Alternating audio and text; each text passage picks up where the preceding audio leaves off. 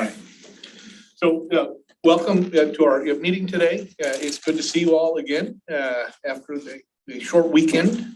And we have a full week this week and hope that those of you who are unable to join us on the road trip will at least be able to join us. And we're still holding out some small glimmer of hope that we might be able to broadcast the meeting live.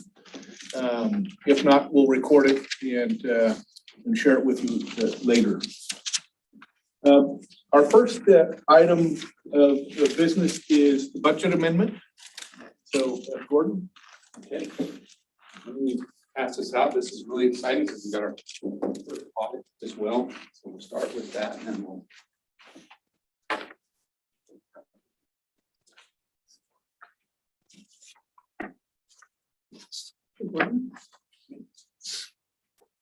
It's almost as good as you can get. Almost, but we're good.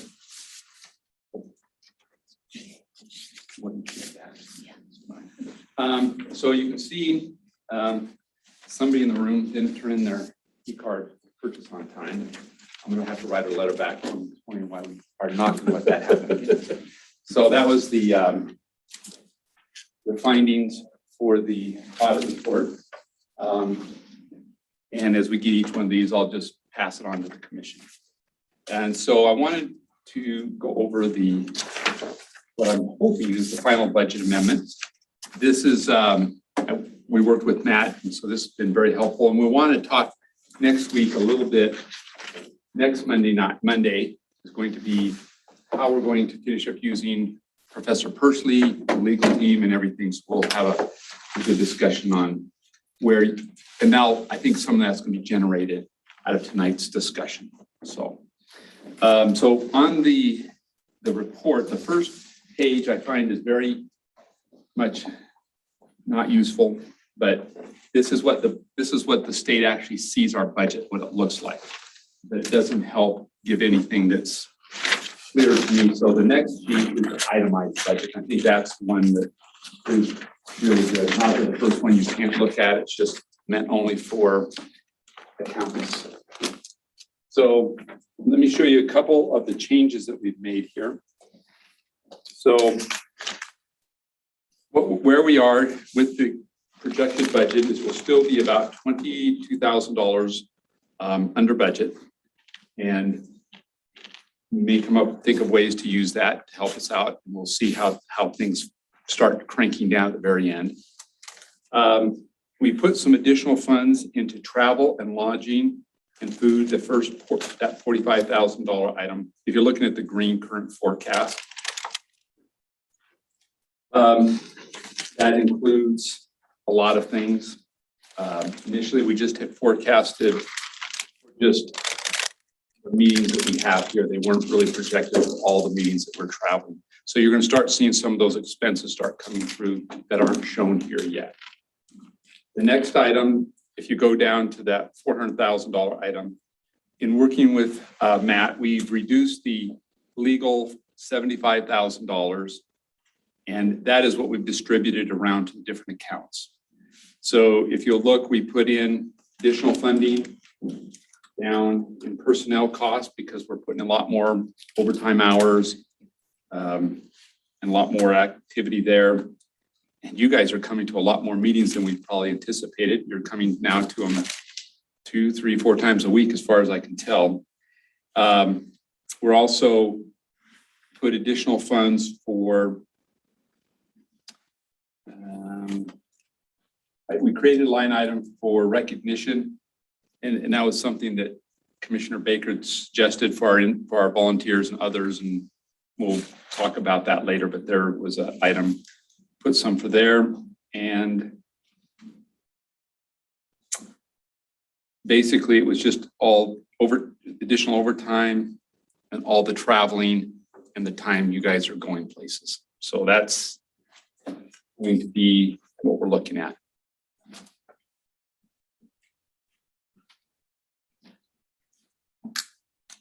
Any questions?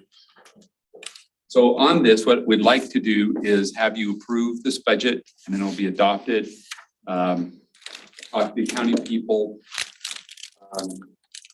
they'll, after we're disbanded, as long as there's money in the line item, they'll adjust it to make sure everything's blacked out. So they'll do a final reconcile. So if something was over or something was under, they'll clean that up. Usually the elected body or appointed body does that, but since you guys may not be here, they'll arrange something like that. Chair, you know, as I understand it, we are not reimbursed either daily per diem or mileage for when we come down and draw maps that are not part of your commission meeting. I just say that because I have no problem with that. I'm glad to do that. But I just think people in the public ought to know that because we come to 5 meetings in a week where we do drafting for Commissioner Thorne and I from 10 till 7, you give us a lot of candy and a lot of sandwiches, but we pay for our own mileage to drive here and our own time away from our work and all of that. So I think that's an important thing to note in the record, that there'll be obviously some people who say we have all these meetings so we can make all this money on the state, but I don't think anyone here is making any money. No, I'll vouch for that. And I think that's a really good point. You guys are a volunteer service. You are volunteering. There's no way you're getting compensated for the hours you're putting in. And they're insane hours. So they're unhealthy, emotionally, mentally, physically, but I'm willing to allow that to happen so we can get the mapping done. But no, you guys are not getting any kind of real compensation for this. So we are making another candy run tomorrow. So. Any other comments or questions? I appreciate that. And that's good for the postmortem too. Talk about, you know, I don't know if I talked to everybody, but we're thinking after November 1st, we write a report, not to the legislature, but to the next commission. And it might be good for you guys to explain what you anticipated and then what you went through. So that you at least alert the next But if we're too honest, they're not gonna. We'll water it down a tad, but I want you to, yeah, we'll put what you say, but let's tell them, because I think we're all interested in how much work and difficulty this is. The other piece of that is that we want to make sure that when the legislature funds the commission in the future, that there is sufficient funding to do the commission's work. One of the things that we've talked about, for example, is we've been very fortunate to be able to use the state's office space. And so far, I don't see a line item. There's no line item. If that shows up when we're getting charged for the state building, we'll have a little problem. And so because of that, that has saved us considerable expenditure that we otherwise would have had to have made. So I think there's some things like that we want to make sure people understand. And so they understand the true cost of what was going on. And if they had borne the true cost, what that it would have been. So. No, I think that's absolutely legitimate, because we had this big building that was emptied out because of COVID. And if it had been full, we wouldn't have had free reign of we're basically taking over full conference rooms that normally in the normal setting you didn't get to do. So 10 years from now, I'm not sure what we're going to be doing, but it may not be this. So otherwise we'll have to meet in a commissioner's home and do the mapping there. So I think there's a place out at Antelope Island. Where is the ESRI cost in this? Oh, so we have a line item in here. Let me take you to it. It's on the bottom. The Software package? yeah, so there's Okay. $171,000. It says software package. That's really ESRI. Okay. And so in our recommendation to the next commission, they need to know that that's there. Yeah. Yes. Will probably be Yes. higher. And maybe it's not ESRI, but it'll be something. But I think and like ESRI's big, they're not going away. So I think they'll have a good option and they'll improve it over what we did this Or year. when the state negotiates, they negotiate for enough licenses that it doesn't have to come out of the budget. That might be nice too. Well, we each have infinity licenses, so that's cool. 2 times infinity. To infinity and beyond. So those are some options, and I wanted to just, so be thinking about those kinds of things. Make sure you have at least one commissioner that has a garden to bring things into you. There's other kinds of things that should be added to the list. That one of the things that we heard, I had a presentation to the geographers of Utah, and they said, why don't you have one of us on your commission? I said, we did. And so having a geographer on the commission is really good, because the technology is going to change so much in 10 years. If you think where the technology was 10 years ago and where it is today, it's going to be astoundingly different. So much so that there's probably a valuable of having another Jeff on the commission just to articulate and see what those changes. I nominate Jeff for the next. Yeah, no, I'm not discounting that, but I'm just suggesting that's something to think about. I don't know. I move we approve the budget presentation. Second. Okay, we have a motion and a second to approve the budget as presented. Any further discussion? All in favor? Aye. Aye. Any opposed? Hearing none, the motion carries. Thank you very much. Yeah, one of those. Oh, we did have, I apologize, I did not hear that. I didn't say it. Cassie's supposed to be down here. Can I just make an explanation? Please. I have some basic problems with the fundamental things of what we are doing. I am not displeased at all in what the staff is doing or how they are administering the budget here. So my no is not a complaint about anything that you guys are doing. I think you're doing a wonderful job with the amount we do. There's some just fundamental basics that I dislike about what we're doing, but our advertising, for example. But as far as what Gordon is doing, what you are doing, I have no qualms with this document that's in front of us. Thank you. I appreciate the explanation. So if the record shows we had one opposed, but the motion carries. Very seldom in my past have ever gotten unanimous votes, so I'm totally at peace with that. As long as I have one more than I usually have. So we're now at the point to start talking some about maps. And so we're very grateful that Cassie has made it down, because I think she's an integral part of this conversation. So Gordon and the staff. Yeah. So what we wanted to do is we are now at the end of September, and I think drawing the maps took us a good month to do that. And I think every one of you have gotten to a point that you now appreciate the nuances of each type of maps and the difficulties and what it creates.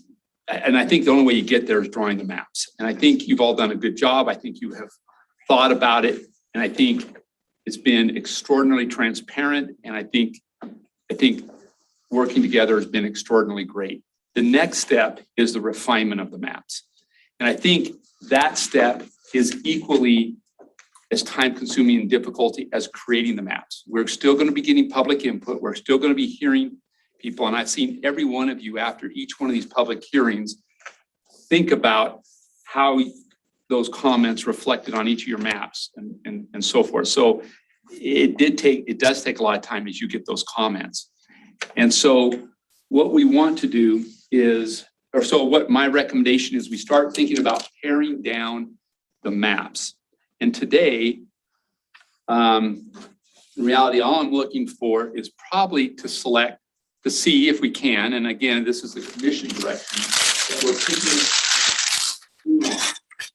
of the congressional maps, that you would start, so at that point, and today is not a pick, it's not a selection, it's not an approval. What it is directing staff that these are the 3 maps you're going to focus on.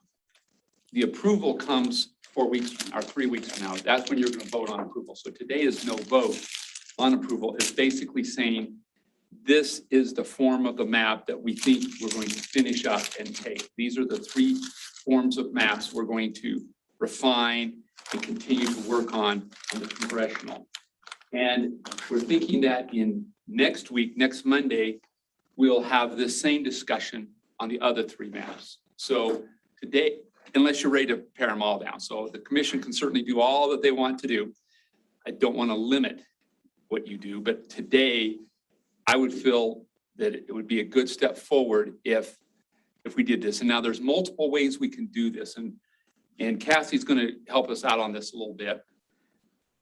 The ways that we could do this is, one, we can show the maps and say, here's three, they're basically kind of the same, and maybe we just have one of this philosophy. Or we can have each group come up and say, these are the three I made, and I select this one or these.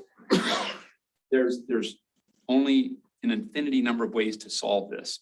And so I think what we want to do is Cassidy's going to run through what we think are some measurements, statistics on each of these maps. They don't say whether they're good or bad. You know, if you split Salt Lake County 3 times, you don't have to split Davis County or Salt Lake County or Utah County. But if you split it twice, they all get twice. I'm not saying it's good or bad. They're all just different approaches. And so she's going to give you some metrics that you can think about, and maybe they help you kind of think about your maps or the other people's maps. But then the next step after she gives those metrics is maybe to have you talk amongst yourself, well, with all of us here listening, what you feel the approaches should be to get to the final 3 congressional maps that we are going to submit to the commission. So it's not a, today is, we're not, if you'll notice on the agenda, it's not a vote. This is not, I don't want anybody to think that you're voting on something. That's not what's happening here. What you're doing is wrestling with the maps that are going to start getting the final attention and detail. So any questions or thoughts? Are we going down a wrong direction? Are you guys thinking you want more time to finish up? Do these maps include those submitted by the public? They're all, so she has details on yours, but did you do the publics as well? I mean, I can pull up anything. Yeah, so anything you want to hear about the publics. And I think what's really good about the publics maps is that you're going to see nuances that, you know, that some of them are really focused on Utah County. And you're going to say, that helps me know about Utah County. Or you saw other ones that were just in Davis. And you say, okay, that's something that helped me a little bit more in Davis. So whether, I don't know that there's ever a bad part of a map. There's parts that you could pick and choose or take or adopt the whole thing. So there's all options.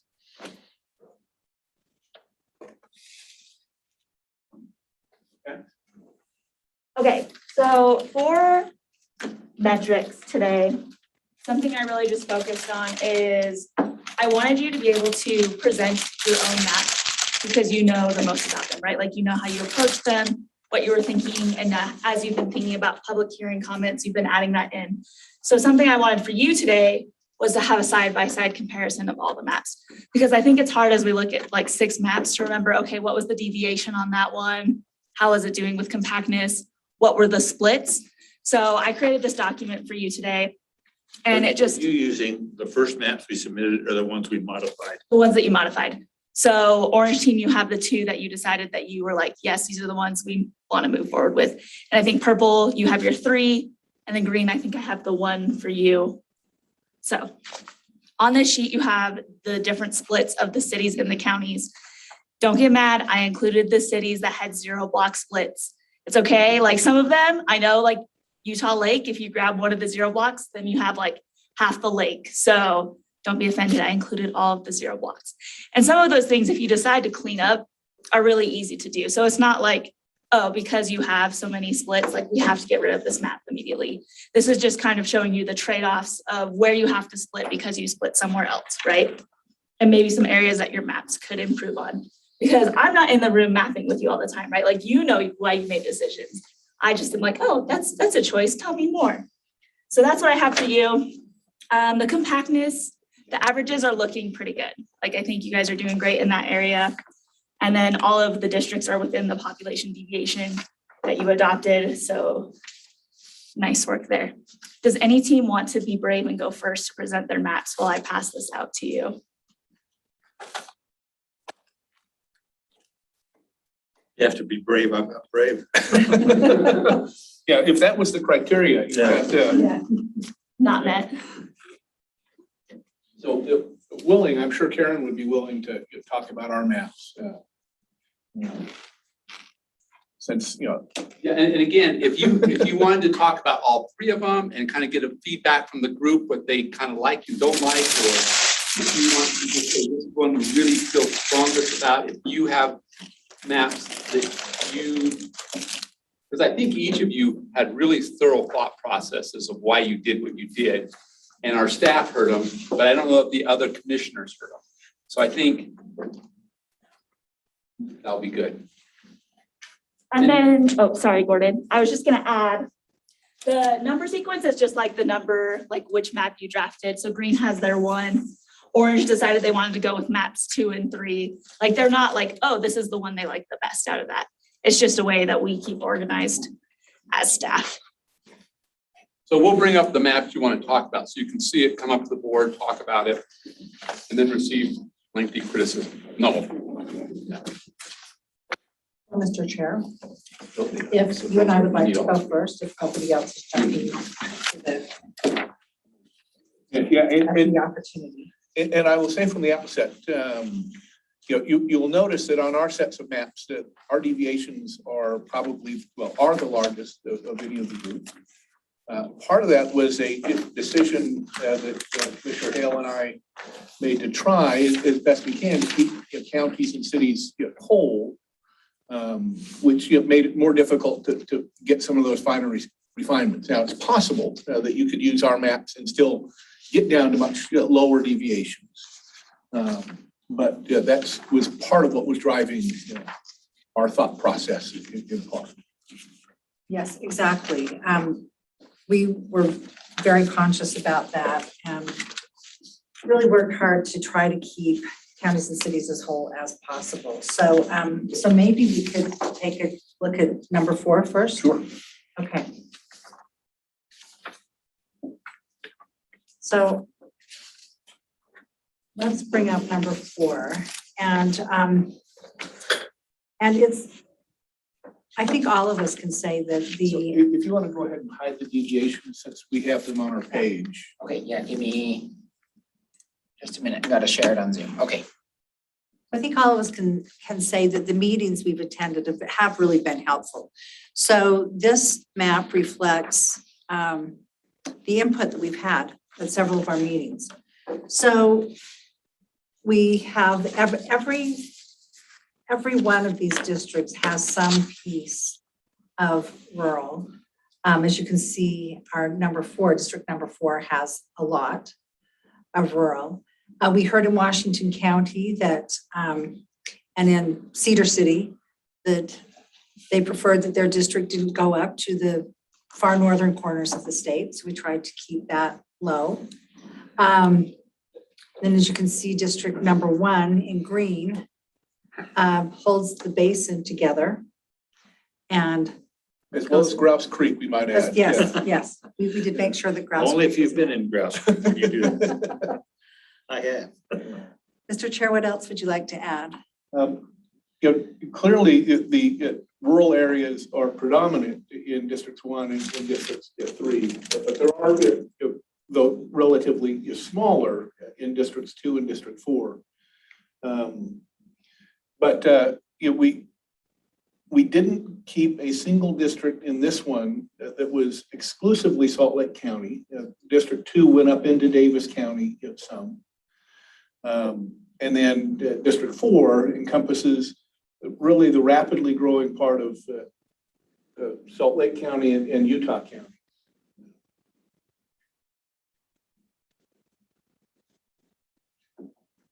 So anybody have any questions as they look at this?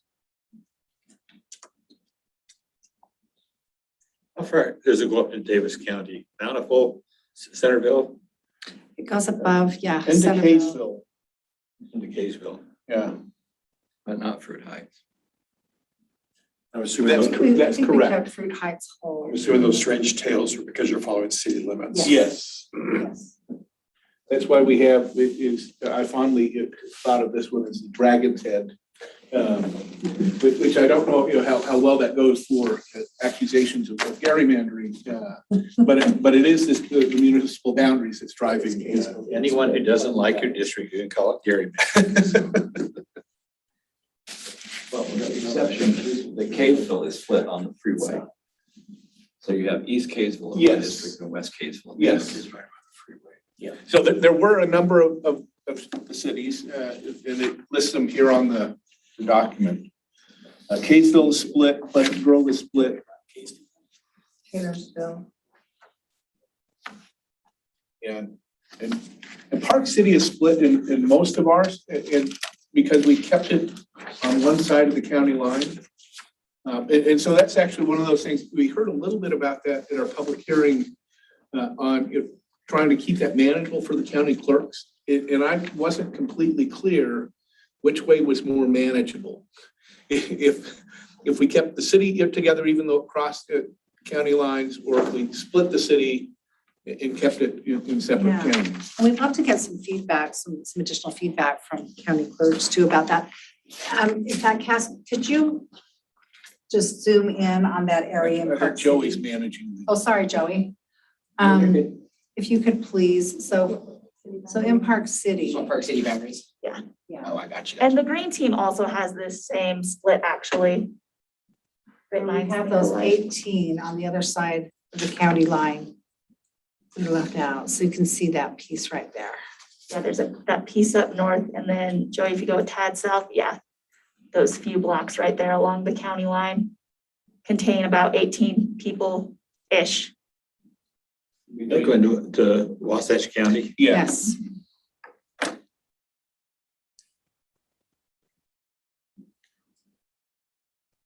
How many County people? clerks hate it if you have 10 people in a district, so they want you. Yeah, it really is. it makes it tough when that's all that exists in their county. How many people in Wasatch County are in this? In the same one as Park City? Wait, what was that? I think you're. How many people live in Wasatch County in the same district that unites it with, or at least part of it with Park City? Zoom, if you can zoom out, Joey. Yeah, this one, all of Wasatch County is in a separate district from Park City. Okay. Park City does not go into Wasatch County. It does. Well, They said about 8 people. Park City itself has 18 people in Wasatch County. They're included in the 3rd congressional district. The rest of Park City, which is in Summit County, is in the 2nd congressional district in this map. So you held to the county line here? We held to the county line here. Which makes sense. Either way, you have to split a city or you have to split a county. This is more rational. I appreciate hearing. Because I'm sure many of you have wondered if your thoughts are rational Yes. sometimes. Okay, so shall we move on to the other map? Unless somebody else wants to take a shot, we can come back to our others, or whatever, Yeah, whatever you sure. prefer. We'd be Mr. happy Chairman. to have somebody else take a shot.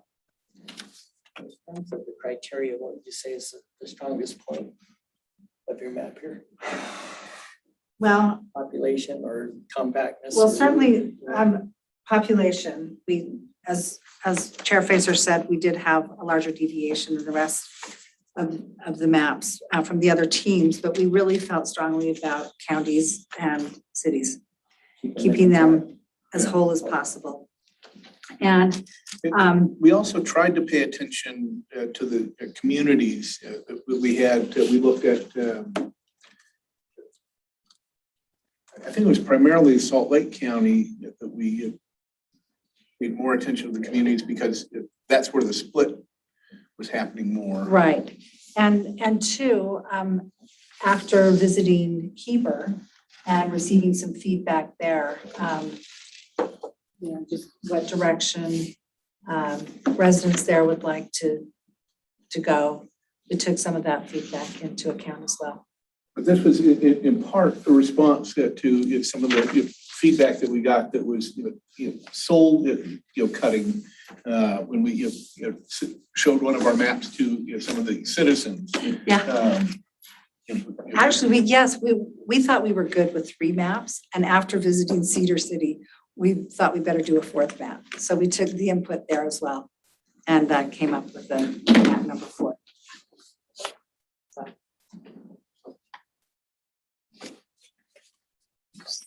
Do Bill and Lila, you want to show us one of your maps? Yeah, why don't you do two? Orange two.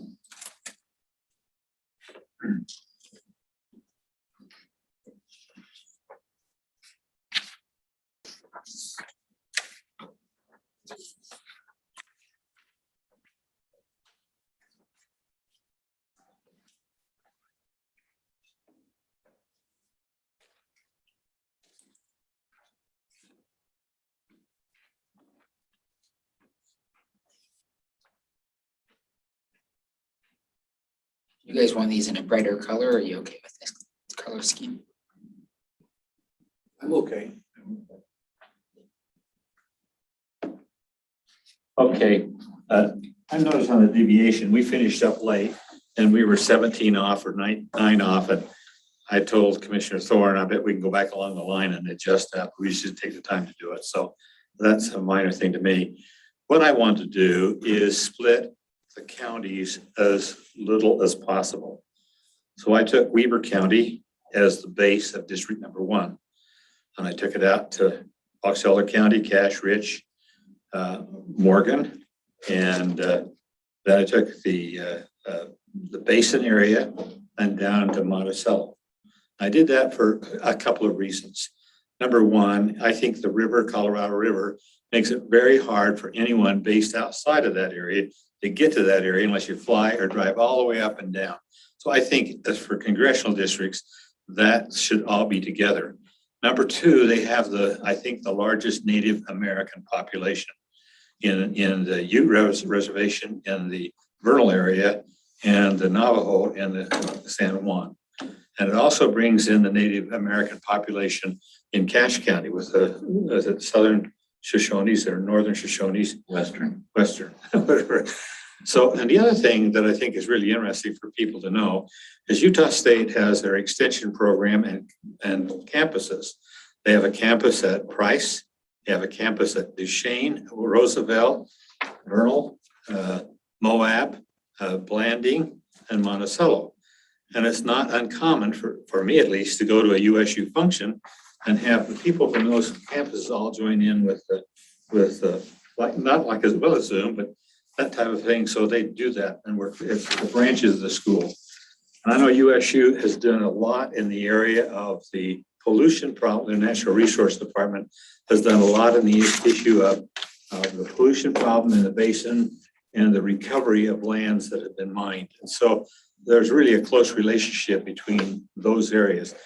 I don't know where most of the students in the basin go, but I suspect that a number of them, after doing their distance learning at USU and getting a couple of degrees, will finish up a degree at Utah State. And I think those areas all tie in very well.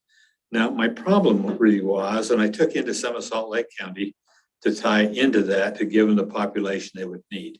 And I felt like bringing that all together, although obviously you're going to have problems wherever you put your rural areas, you do that. The second thing I did is I took Davis County and I wanted to keep it whole. So I took Davis County and I took it down over to Tooele and down, and it had taken the northern part of Salt Lake County so that I had that. And number one, I didn't divide Davis County. I left Weber County together, Davis County together, and then that reached down. It didn't go all the way. Let's see how far it goes. Didn't go all the way west. We could do the population by adjusting in Salt Lake County. And I felt like Salt Lake County, and I know I have a daughter living now in North Salt Lake, and they have a lot of common interests with Salt Lake. A lot of them work in Salt Lake, live there in the Bountiful area. So I felt that was really kind of a common interest there. Then I went to, then this is the problem. I ended up putting Salt Lake County in 3 districts. I don't need to apologize for that because you're gonna have 2 anyway. I get tired of these people sending me emails or the complaints, well, you don't put Salt Lake County in 1 district. They're gonna be 2. There's no way they're gonna be less than 2. And this way, I think I took the area out of the east area of Salt Lake County and the Sandy and that area and tied it in to the Park City, the other areas that I think are more naturally inclined to Alta. I think we put in the first, it goes along with the ski resorts there and those. Then I've taken, I had to split Utah County. And so you'll see I've taken the south end of Salt Lake County And then I've taken the Eagle Mountain, that area. And what I originally did is I went down I-15, divide Orem and Provo, and once we got back and looked at it, we put them all back together. I know Orem is all together. There's maybe a little bit of Provo that I couldn't just on population. But you can see then, again, I've said this before, I see the routes from Salt Lake down I-15, down 89 that goes through Richfield and Kanab, and then the area through Price and out through the basin. And I've tried to put those lines as best I could and again with the population, and have to massage that somewhat. I know I've split I-15, so if Beaver has 25 people living on one side of I-15 or Cedar City, I have a problem with that, but I can massage that if I need to be. So I've made some massaging of that. And again, I made the Colorado River, the main, everything where you can't cross is that boundary line.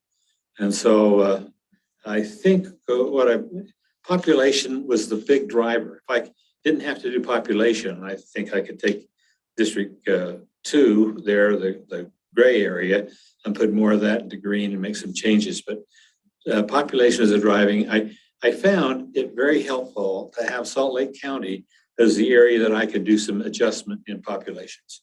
Because, and again, we went back through and I think tried to get Mill Creek. I was a little surprised that Mill Creek was in 3, but then said Mill Creek was 0. And so, but we tried to put Mill Creek all in 2 districts rather than 3, and in dividing that area. I think the city of Mill Creek, I thought was all in 1, but I could have been wrong on that. But that's really let me look at Mill Creek. Yeah, no, I had them split between 1 and 4. There's 37 in District 2, and we just missed that. I just missed that. Bill probably advised me that. But anyway, that goes the districts that I had to split. I tried to split them pretty well equally. For example, Beaver County 69, I have to adjust that, and then 88 Emory County. A lot of that was just population. We had to get population districts, and you learn very quickly that with a big area, you look on that map and say, wow, you put a big district, but population just causes that problem.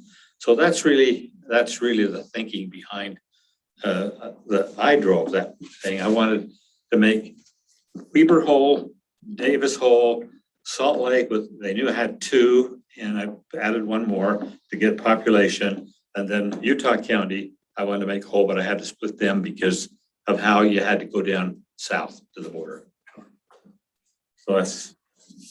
Thank you, Mr. Chair. So a lot of thought into this map, I can see. I have a question on Salt Lake City. It says into District 1, 1,000 people been placed into District, but we're on Orange 2, is that correct? Yes. Okay, so which part, I'm just curious to know which part of Salt Lake City went into District 1?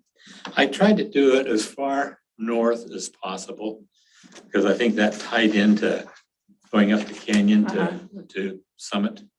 So I tried to do that. It looks like most of the Salt Lake that went into 1 was south of I-80. Okay. And then again, it was down I-80, the canyon, trying to. Let me see, maybe side there. On the east side, south of I-80. Yeah, can you zoom back It up? went for up a me? little bit. Majority of the population More. So was south. Okay, yeah. So Let me look This at that. right here is the I was only. gonna say, yeah, that's the only piece, right? It's not in Salt Lake City, that's in District 2. So that's north of I-80 there? The map says 1,031 Yeah. in Salt Lake City went in District 1, and it's just to get the numbers. But I tried to keep it along that east bench, all those tied together. And again, as we got West Valley was pretty large into 2 and 4. That's really the basis for West was 2 was West Valley, down to 2. That's not 80, that's actually the Bell Route. Well, the dividing it line. looks like it looks like it's on the, it's above Foothill and north of I-80. It was Is just what it is. to get yeah. numbers. Yeah, so it's north of I-80. Okay. We started off with the goal of trying to keep the plus minus to 3, and we finally, No, in an attempt to keep that's- cities together, we Yeah. ended up going to 17. Yeah, sure. Terrific. Other questions? Terrific, thank you. I really appreciate hearing you all talk about them, because the idea of, for example, the Utah State, connection across that district, I wouldn't have intuitively thought about, so I appreciate highlighting that. So how about we do green 1? I'm going to start. You start and finish. And do it quick. Rob knows the state much better than I do, and he contributed in a huge manner that way, so. As far as driving principles, trying to keeping cities, I think we did a good job in keeping cities as intact as possible. Cities, populations. When and they were cores. broken, obviously it was to try and get the numbers down there. And counties, we're looking basically at the same counties that are already split in the current district. The second thing that is extremely important to me, as I've always been saying, is the deviation. The highest deviation is 3. I'm sorry, any deviation that's over 5 is going to be rejected by somebody and will be decided in courts, and that's the last thing we want to do. Third one that was significant is the other priority we have of trying to keep the basis of existing districts together.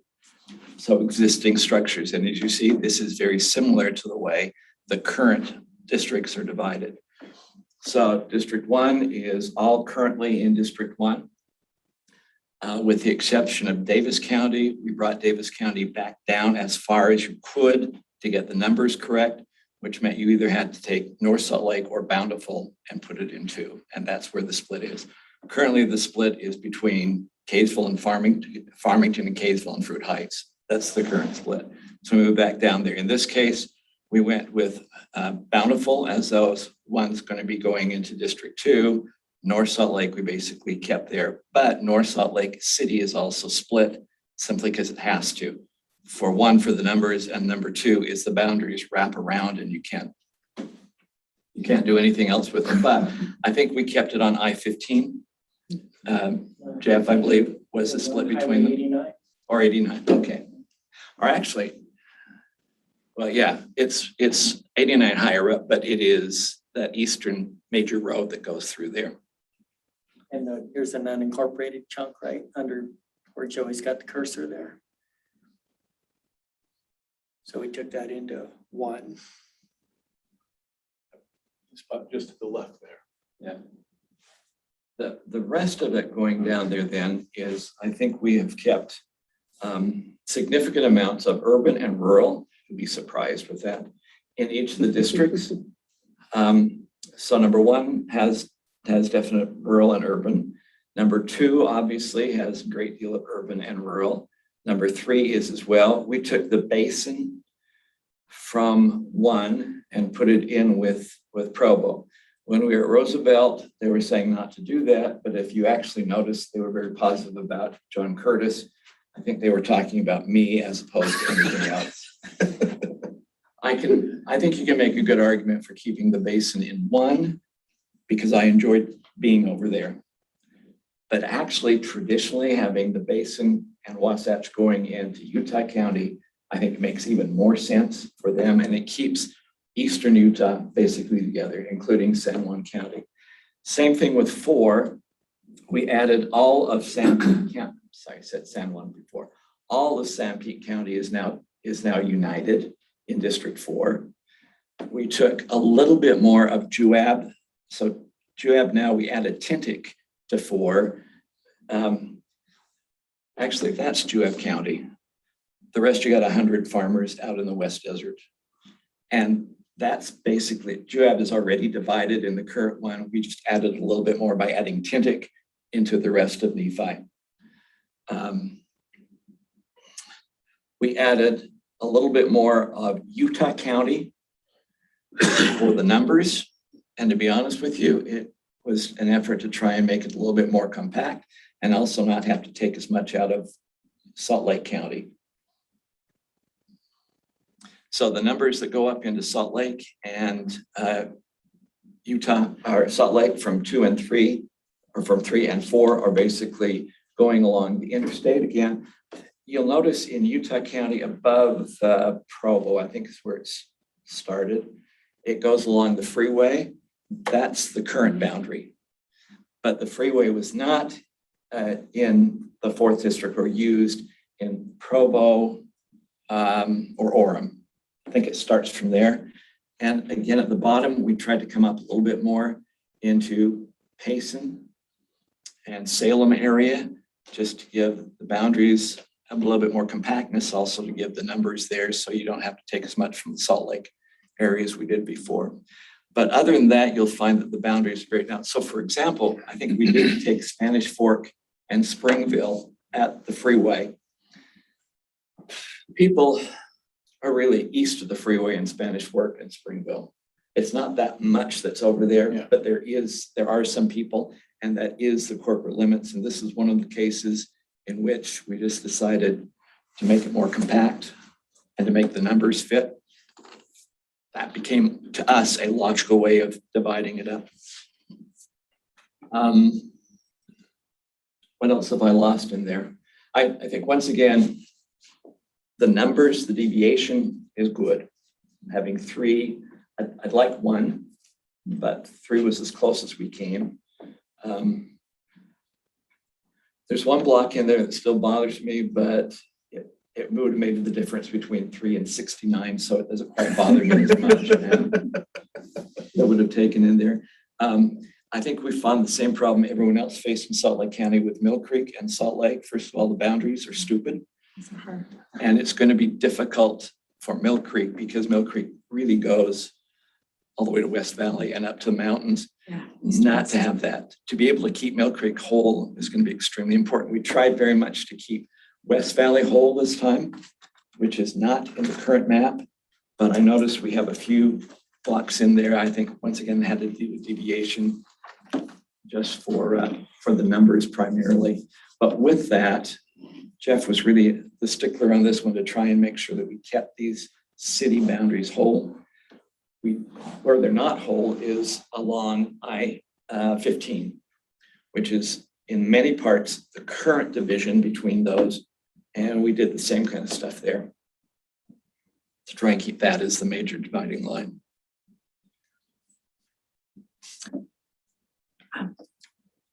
Thanks. Could you zoom in on the northern edge, northeastern edge of District 4? Just want to see how that, so that followed. Oh, it's the Salt Lake boundary. There's Brickyard. Isn't that your favorite block? Yeah, that's everyone's favorite block. Except for the one tiny bit right under the label where it says District 2, I go right above the cursor, right in that area there. No, it's actually above it where the purple sticks up. Just up to the right, right Yeah. there. That's what I was saying, still kind of bothers me, but Thank you. Okay, great.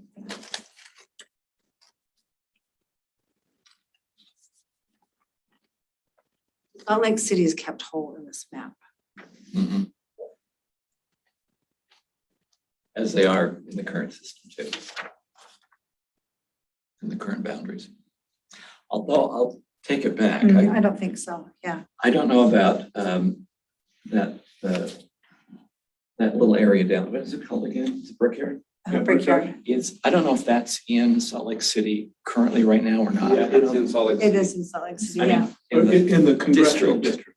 Oh, in the Commercial congressional, District you know, 2. it I don't may know. be in 4, actually, I think. If they drew a straight line to Yeah. do that, or they And went just- along the and- boundaries. Because I do think that Salt Lake City may be split and have 3 districts now currently. Pull that up really quick. And then this went up and did take parts of North Salt Lake there and West Bend.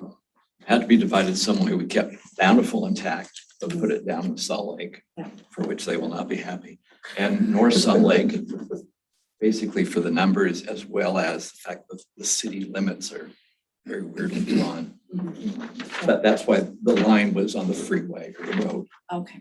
as opposed to the city Yeah, limits. Joey, could you just go up to the north, please, on that, into Davis County? Thank you.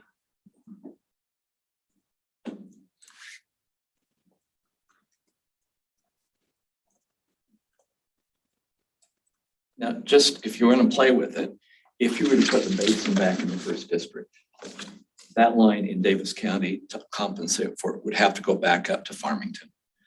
You could have half of Farmington with the numbers being accurate, but not all of Farmington. Just for your reference, this is the current district in Salt Lake City. Please follow the freeway there. Yeah, it's I-80.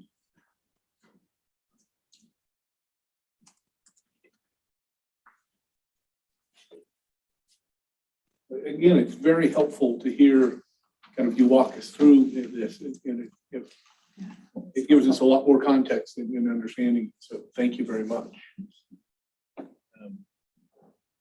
Karen, you want to do another one of ours? Sure. I'll let you lead out. Okay, let's see.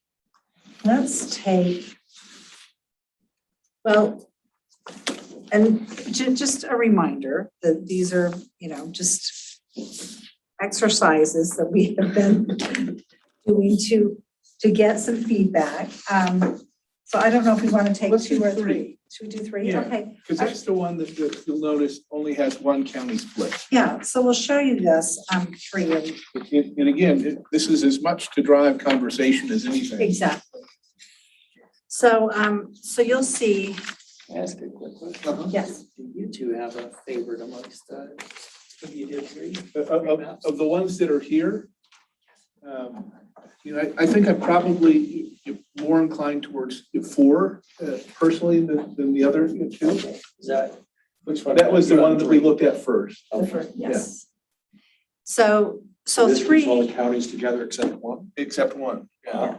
Except Salt Lake. Except Salt Lake. Now, again, as has been noted, the deviations here are much larger than the others. Yes. So, so this again with, just really making efforts to keep cities and counties whole. And as was just mentioned, Salt Lake County, and this one is the only county that was split.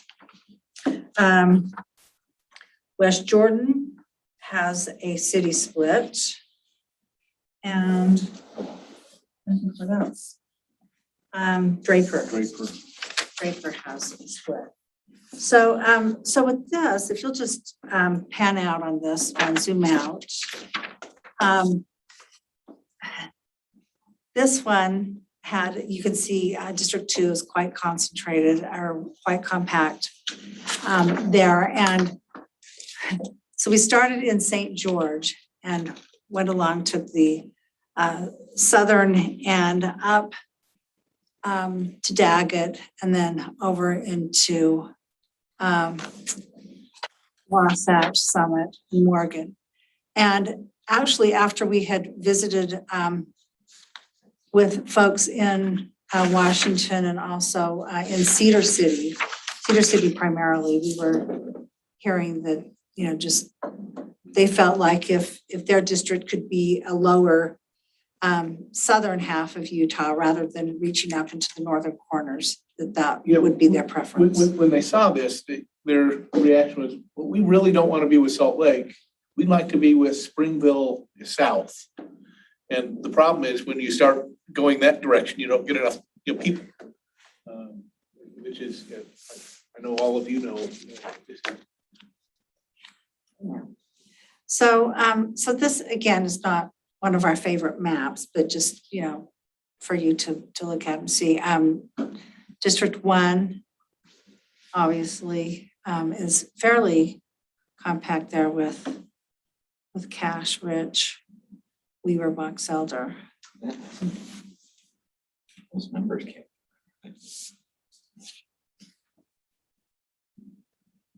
This is your third one? This Yes, is, this is map 3. this is map 3. How much is District 1 out of, how many? It's 328 over. Chair Facer, is there anything else you want to add about this Well, particular? The one thing I would say about the deviations, one of the things that we noticed, you all may well have noticed it as well, is that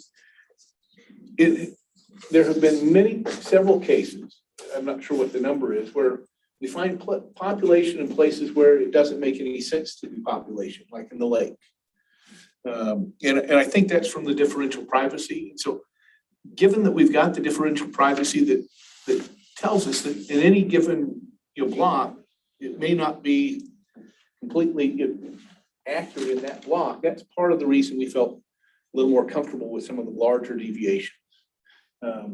But I think it is, Commissioner Bishop is noted that there is some real value in having the smaller deviations as well. And any of these maps, that we have, you can still tinker around the edges to get those deviations down, but we wanted to see what it was like trying to keep things as whole as we possibly could. If I could mention back in my orange too, one of the reasons I wanted to have Weber County held whole and Davis County held whole is because I think Hillfield is one of the most important federal issues we have for the next 10 years at least. And I wanted to make sure we had legislators based in those two areas who understood the importance, the whole state of Utah, Hillfield is.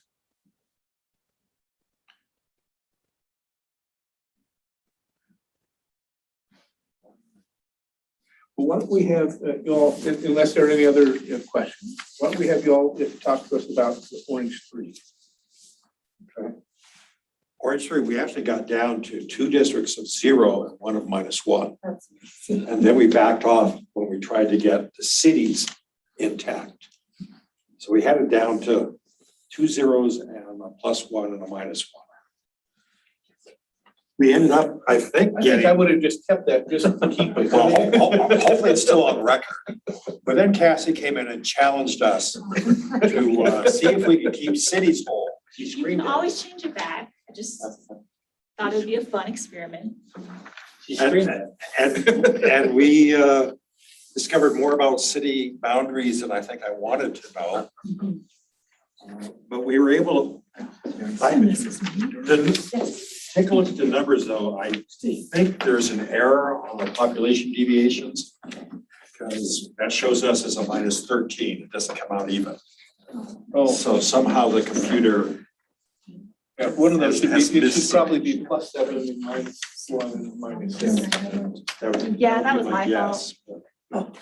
I added a negative. It should have been a positive. I apologize. So it looks like the 7 should be positive. Yeah. So we were able, and it doesn't reflect it, but I thought we were able to keep Cottonwood Heights whole. It looks like there's a deviation of 94 someplace there. But we kept American Fork whole, Linden Vineyard whole, Midvale, we did split.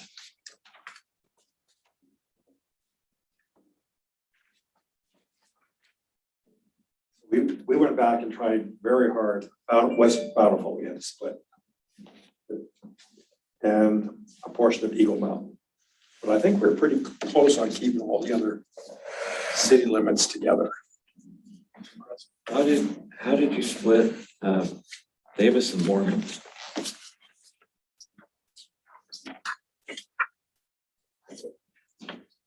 This is Orange 3, right? Yes. Yes.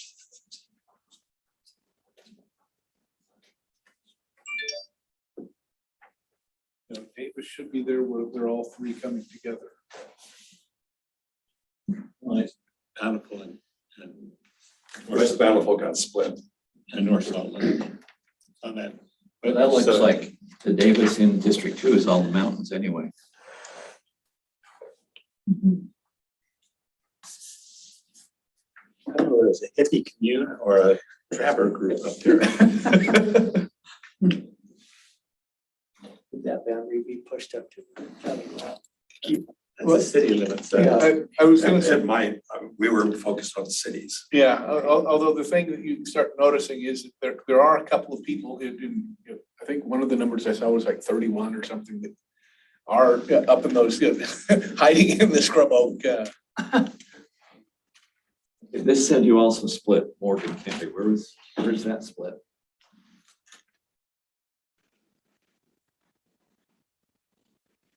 I think we kept Morgan City. We had Morgan City intact, but we had And then up the canyon, Taggart, Croydon, up in that area, some south.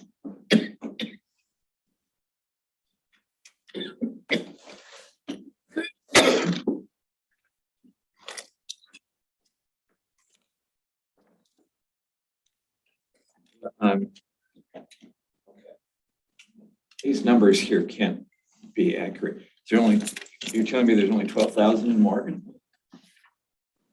Yeah, that, In the city? Morgan City.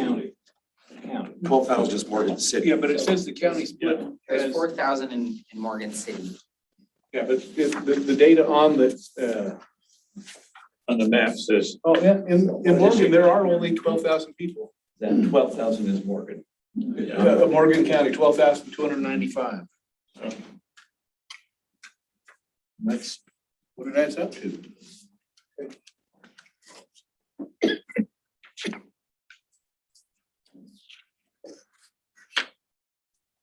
So I don't know if we really prefer the deviation of one total person, but we did make the effort to try to go back and correct city limits. I suspect on the cities that we've split, because we wanted to adjust a couple of things there, we could. Commissioner Thorne is really good at that, finding the lone one sitting out there.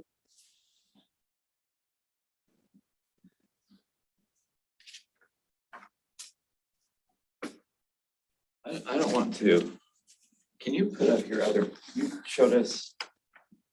Which is the other one you were talking about? Is that orange one or orange two? Orange 2. Orange two? Is it possible just to throw that up again? Yeah.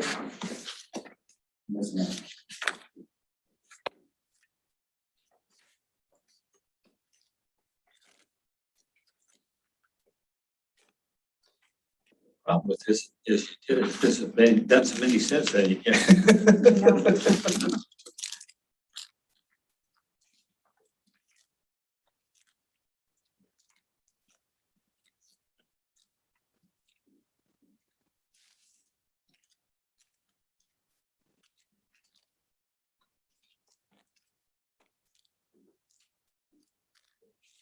It's relative state line. State view.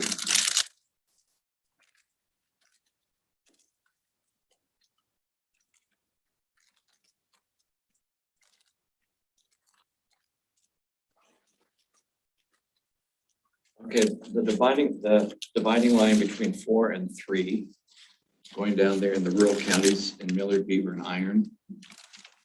I can see why Joab, that's the split of Nephi. The only thing you didn't add was Tintic. But why the split in Millard, Beaver, and Iron?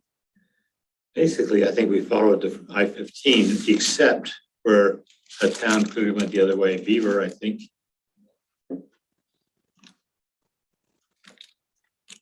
They included all of Beaver. I think it was just basically on population numbers. Yeah. I think this is the I-15. Doesn't quite follow. Down in Cedar City. But it was just to get population. Yeah. Going out west. So I can see that. So you split between Minersville and Beaver. You split between Delta and Milford. Yes. And you split between Nephi and Tintic, which is not very large anyway. Okay. Thank you.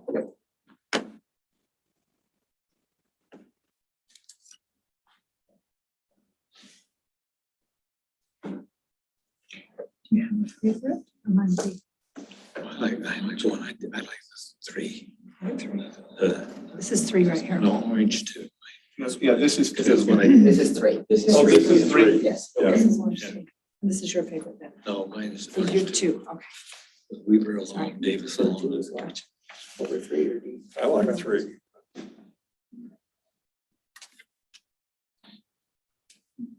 Joey, could you zoom into districts 3 and 4? Please, thank you.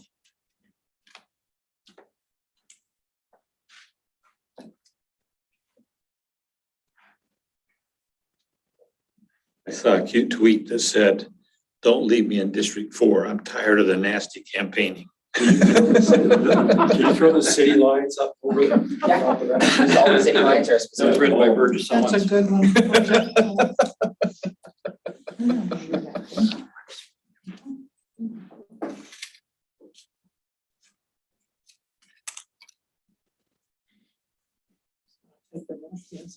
With them. See that red, okay. Yeah. Yeah, thank you. What is that dividing line? I think the divide between 3 and 4, Mhm. those are city boundaries, aren't they? Yeah, so Your Salt Lake City. boundaries. Sandy over on the right. And Sandy. I saw the cities cross over the county, Mhm. two Yeah. counties. So we kept West Valley whole, but we split West Jordan. Who didn't? Just kidding. It's okay, they wanted a state senator. They didn't want a congressman. It's a hard boundary. Keeps Warren and Provo whole. Could you go up north, Joey, please? Thanks. We're in the Davis or? Yeah, that'd be great. Thank you.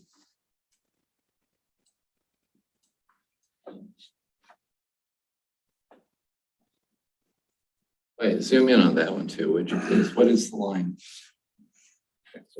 Bountiful Centerville boundary and then. We kept those whole, but West Bountiful we had West split. Bountiful. West Bountiful split.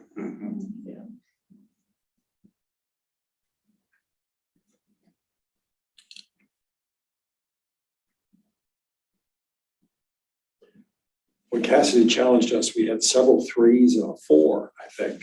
And we were able to get them down to no 3s and just a handful of 2s.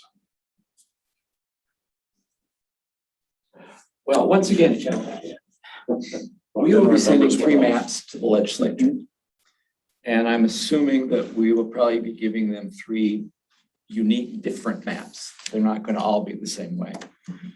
Obviously, I'm looking at this and you have 2 urban districts and 2 rural districts, which I find is appalling. And I like. To the state of Utah. I am shocked to hear you say that. There's the future of what the state will actually do, but there's nothing wrong with giving a map that has an urban district. We had 20 years of a map that was very similar to this, except it was only 3 districts, but 2, very similar to this before. So there is 20 years of history of what that actually did during that period of time. But if we were to have something that has an urban district to send to the legislature, as long as we have one that has an urban rural split that goes to the legislature, which is once again why I still like the one we came up with, because it also keeps the basis of the existing districts fairly intact. We can do that. But once again, personally, I can never vote for something that's an urban only or a rural only district. And I said the same reason why in Roosevelt, and they were saying the same thing as well. A rural only district would be horrendous in size, distance. Yeah, that's true. Basically be all the state outside of the Wasatch Front. Yeah. Well, and this is, well, and this is pretty, I mean, 3 and 4 are clearly urban districts. 1 is primarily, actually 1 is not as rural as you think it is, but it is primarily an urban district, which is the northern part of the Wasatch Front. 4 or 2 in here is really the only thing that is really a rural district. And you have it with, how far down? You take, Goes all the way to, you divide it to Provo, Orem, Looks like it. Yeah. but then you go over to And that's the other thing I thought we found interesting on the west side of the lake. It looks like you've tried to add, was that Eagle Mountain? Yeah. No, not Eagle Mountain. Saratoga. Oh, Saratoga, yeah. But the Saratoga city lines goes all the way down the crap, all the way down. So that's not all of Saratoga, is it?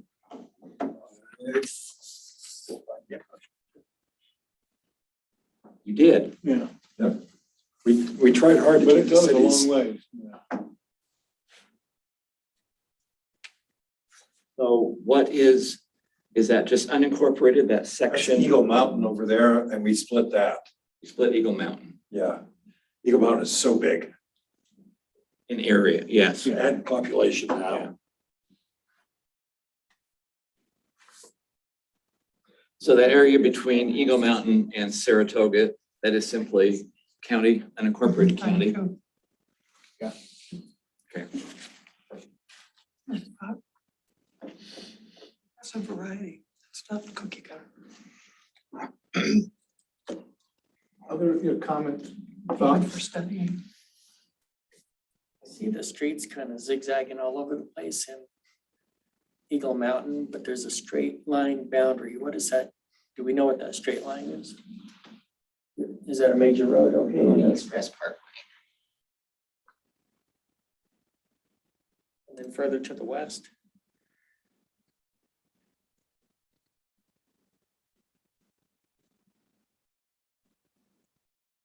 It just looks like that road goes all the way. It's not really a road. You have to ride a horse on it.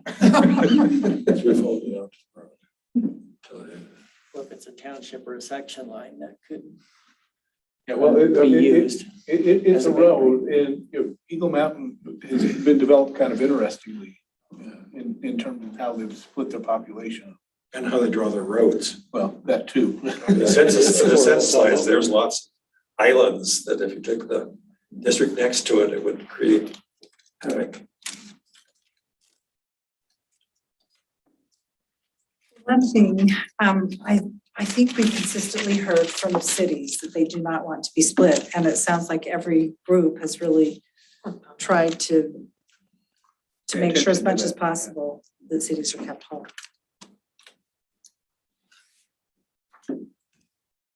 Curious from Matt if you've seen any potential issues or red flags so far. Jumps out, and I think we have a couple buckets of considerations. Obviously, the Voting Rights Act, and I don't think that has been implicated, nor is it likely that would be implicated, just given the demographics. And I had a conversation with Professor Pursley about that, and Lyle, Commissioner Hilliard, we can follow up on that after if you'd like. That getting a majority minority district is just, that would be reasonably compact is not possible, but obviously understanding and using that information concerning any minority group is something that's appropriate, and something, as you looked at the other factors, to say, hey, we don't want to crack or split them up and keep them whole, and that should be fine. So as far as the BRA, and then it just comes down to the other criteria that the commission has been charged with adhering to. The biggest ones, obviously, are those threshold requirements of population deviation and compactness and other issues. And everything I've seen thus far doesn't jump out to me as a big red flag.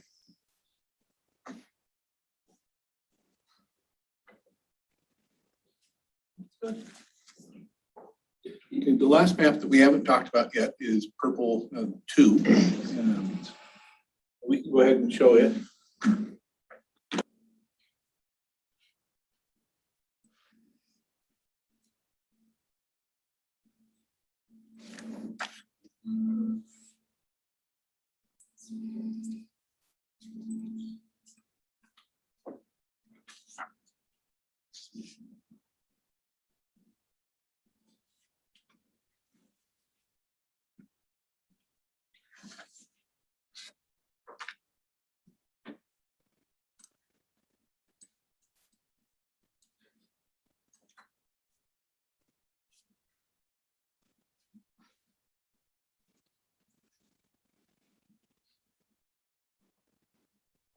So, again, trying to keep, counties, whole, trying to minimize city splits. We did split. Excuse me, what number is that again? This is purple 2. Okay, thank you. We did split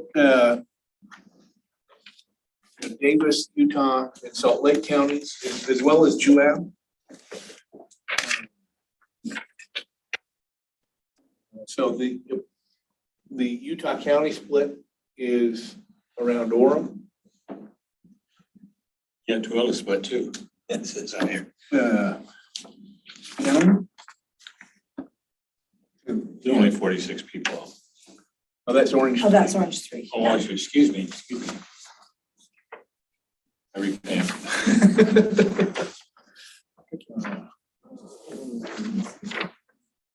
So again, not nearly as large a rural, contingent in District 2 or District 3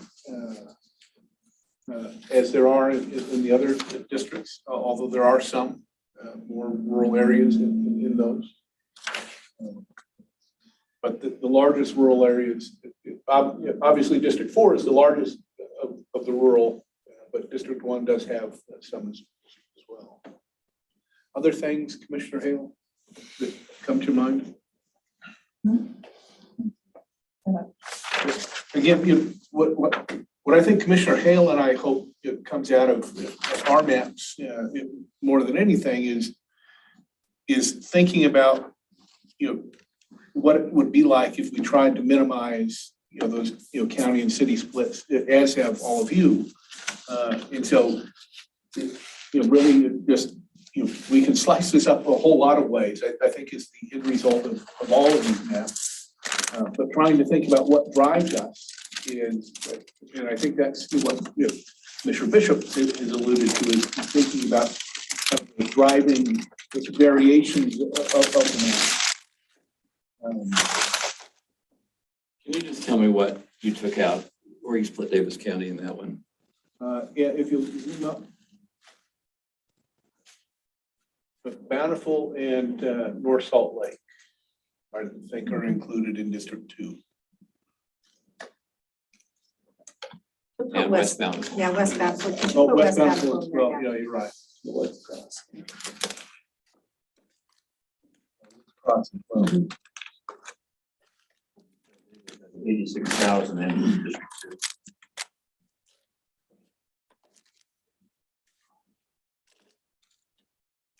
Sometime I'll tell you a consumption story.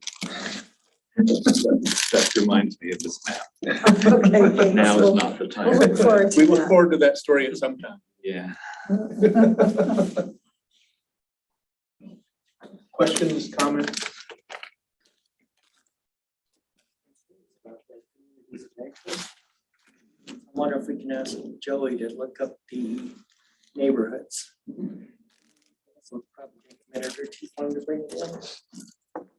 See how they stack up. I And know I'm one not of sure, I'm not sure if you were able to mess with the transparency yet. that's okay. I think they did, but I'm not sure.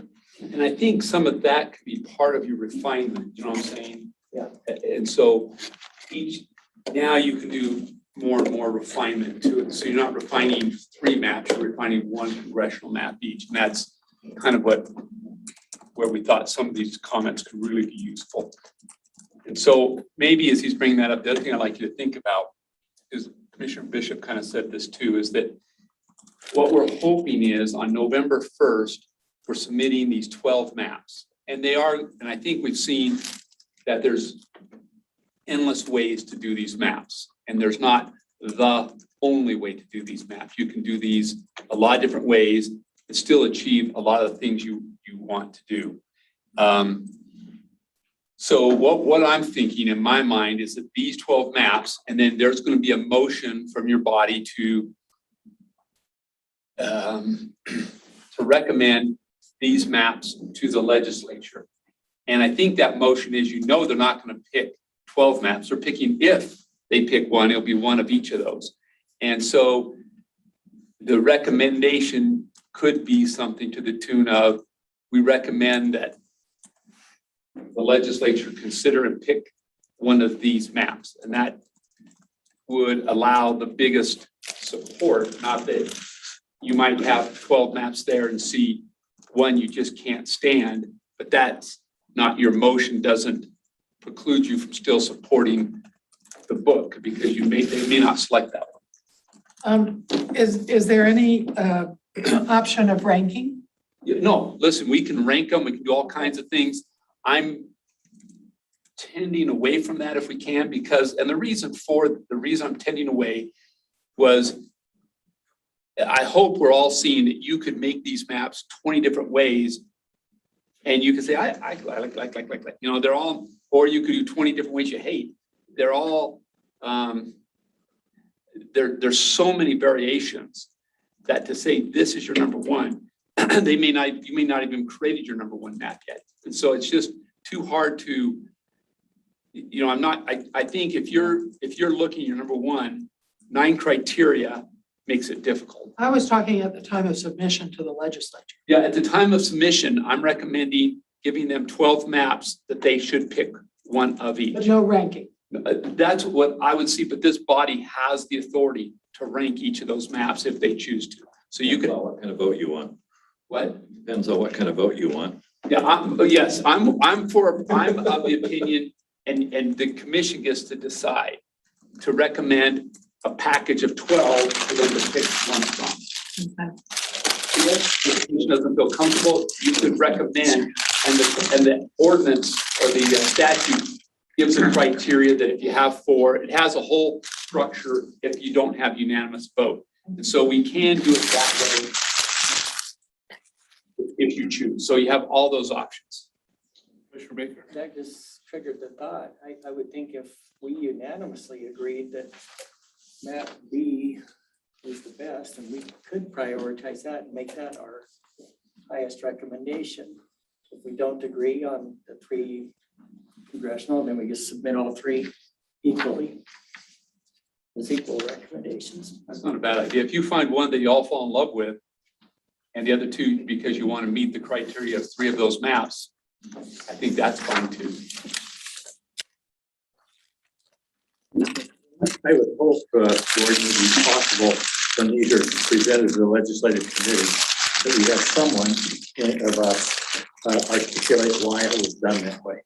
In other words, if just taking one, if green 1, we have somebody on that group who would explain why they did. And if it's orange 3, we have somebody, and orange or blue 4, we have somebody who can articulate that. I would envision you all there, and I envision you all taking part in it.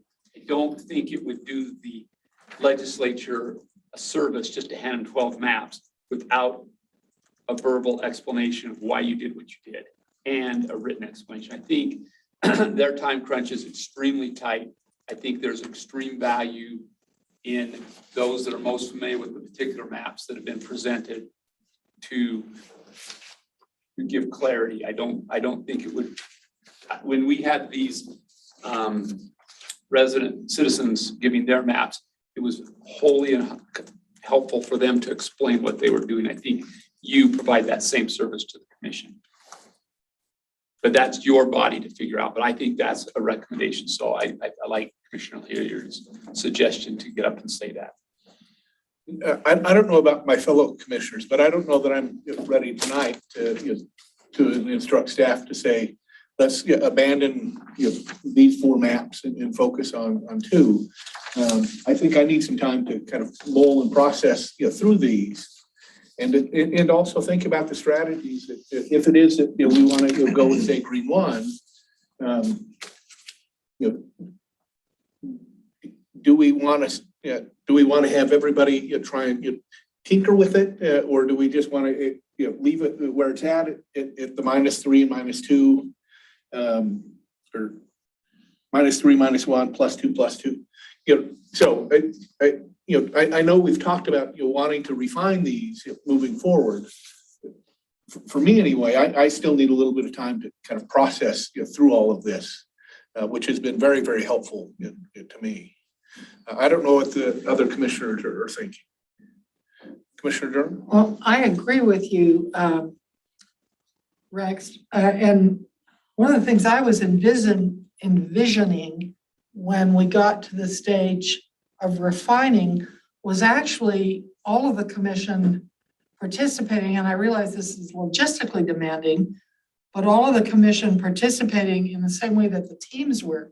In other words, have the map and have our pointers and say, and understanding that you preserve the pristine copy of the original map, but then people making suggestions and having the whole commission get educated about what changes would mean, and perhaps coming to a consensus on what the revisions or refining should be. Now, I don't know if you think that's feasible, but that's what I was thinking we were going to do, because I kind of don't know where to start with this format.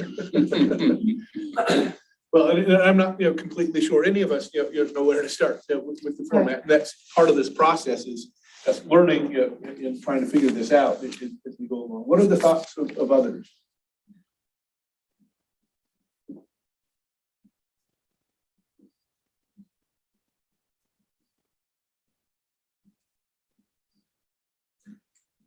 Mr. Chair, I like the idea of taking some time to digest what we've seen today. And these have really been helpful because everybody's, the different teams have taken different tacks.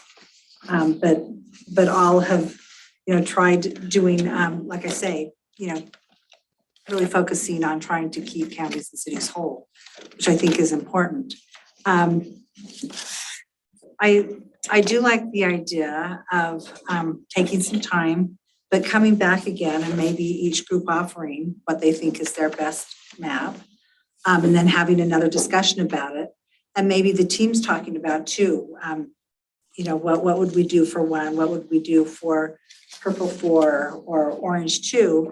But then with Commissioner Durham's suggestion, I think after those discussions, we could come back in a group format to maybe see if there's a favorite, but also, or even if we took the top 3 to collectively try to refine each of those 3 that we're going to submit. But I do like the idea of doing something all together and having that discussion. I don't know that each team can do that. I mean, for example, our team, we have one that is rural for all 4 districts. We have one that's urban for 2. I mean, I don't have a problem putting both those forward, Sure. but to pick one among those 2. Yeah, then put both forward, I think. That'd be great. Let me just talk logistics. Choice. Yes. We'll put our best one forward. We only have, what, 1 more month? We Yeah. have weekend meetings, and we've only talked about the congressional one. I think when we start into the Senate, and especially the House, we're gonna have a lot more trouble trying to work out the lines and do those. Because these are, we can look at these very clearly and see, yeah, some have rural, some, what have you mentioned. But I think when you start doing Senate, House, and school districts, I think we're gonna be meeting here every day between now, and especially if we have to work out what we think is best. See, I personally have no problem if there's like a 2 rural, or even 3 rural and 2 urban, or even 3 urban and 1 rural, if that's one of the 3. I have a problem with that. But if that's the one that's gonna be proposed, I will vote against it. On the same token, if there's also one that gives the rural the feed in that we've talked about here, then we can have 2 maps and very different approach. And I think that's going to be more important to the legislature than if we give all rural or all urban. And so I think the distinction and how you do those is what's going to be important, I think, has to do it. But again, this has only begun. I mean, this is, I think the next 3, especially the one on House District, is going to be very hard. That's true. Do you mind, can I pass these out? Please. If you just take one and turn it on down. I've been sitting on this for a long time. But one of the things we have not looked at is the history of how Utah has been divided. So in 1910 is the first time that Utah came up with a 2nd representative. And since 1910 to 1973, that was the standard map we have, which means for those people in Salt Lake and St. George that don't like to be together, they were always together. And so it was Salt Lake down to St. George, and it was Utah and Davis and Weber all the way down into Monticello. Maybe that's the history of their not liking to be together. Sorry. Maybe for St. George. Then in 80 and 90, that's the time we decided as a state to come up with an urban district. And that you can see what they were for the 80s and the 90s. And contrary to what a lot of people think, during those 20 years, they elected more Republicans than Democrats in those two districts. But in 2000, what the redistricting committee specifically wanted to do is have the urban-rural split. That's why they did 2000 the way they did it. And it was simply because of the 20 years experience of having an urban and then two basically more rural districts at the same time. And the one we have presently is the one you see right now, which continued that with 4 districts rather than just the 3. But I wanted you to look at that because, to be honest, for the bulk of this state, for the 70 years, I guess it would be 60 years, there were urban rural splits in everything they did. And it really was Salt Lake to St. George, Utah, Davis, and Weber down to Blanding. And then there was a 20-year period of time, which there was an urban-only district. And there were specific reasons why they went away from that in 2000. Sometimes we should probably talk to those people on why they specifically wanted to move from that. But this is the history of the way Utah has been divided since basically 1910. I think that's fascinating, and I'm wishing that we talked about this maybe up front. It would be really interesting if we could put it together to have a history of redistricting in Utah that would cover questions and issues that would be relevant to our work. I don't know if we can manage that at this stage of our development, but I'd certainly be interested. It's fascinating. Could you prepare something for us? There's a whole lot of political history in Utah that is just verbal and has I know. never been written down, which I've always felt bad about. Yes, I was you're a bad that teacher. You're supposed to write these. Time to write a textbook. Bennett died before we Yes. could actually write down He was. his memories. Yes. And I feel bad about that.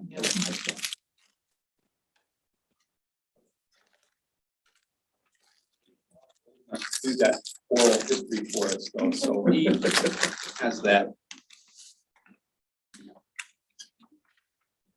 That's why in 10 years from now, I don't care. I won't be here 10 years from now. Do whatever you want. But Commissioner Thorne will still be here. He's committed to be on the committee and sit here. We learned the software, so we keep using it. No, that's his No, I think you can take There you more go. time. Certainly, we want you to feel good about it. Certainly, if we want to have a time where we have all the commissions sit down and talk about all 12 maps as the refining process. But we just have to maybe get a real rigid timeline for some of this stuff. If I may, I'm sorry. No, go ahead. Yeah, we need to work on these congressional ones. I'm assuming that you have some state school board maps that are far along and you could do the same thing. If we could look at Congress and state school boards, if we could design them first. And I agree with Lyle, or maybe it was Karen, I don't know which one of you said, when we get into the state legislative maps, Yeah. all hell breaks loose. Mhm. But if we could get some definitive answers to the school board and Congress first, at least get that out of the way and then go into the difficult That's portion. a good approach. Well, and I think it'll be nice this weekend when we have the public hearing in Glendale to get perspective. We've primarily gotten perspective from the outlying parts of the state. Now to start getting From my people. from Rob's people, then very much so. Are they gonna erect a statue? We're pretty sure it's Tear in the it works. It's a name change. Instead of Roosevelt and Ballard, we should be Bishop Ballard. Instead of the Mason-Dixon line, it's the Bishop line. No, I really appreciate the discussion. That was helpful for us. It was great for you to get all these things on the table and start thinking about it. We had a debate, Cassie and I was pushing to do school district tonight also. She got angry, so we said, no, we're not gonna do that. So. So I think you're right. So I'm thinking next Monday at our meeting, we will schedule again to talk about congressional maps, and we're gonna bring up the school district maps. So, and that's what I heard tonight, is to bring those two back to you and have a little more, a roundtable of which maps you wanna go in the direction. So. One thing to consider is one of the options that Lyle and I try to do is convert a house map into a school board Right. map. And so that would almost necessitate having a school board map that you could then assign 5 of those districts to one school board seat. So at least there's some alignment there.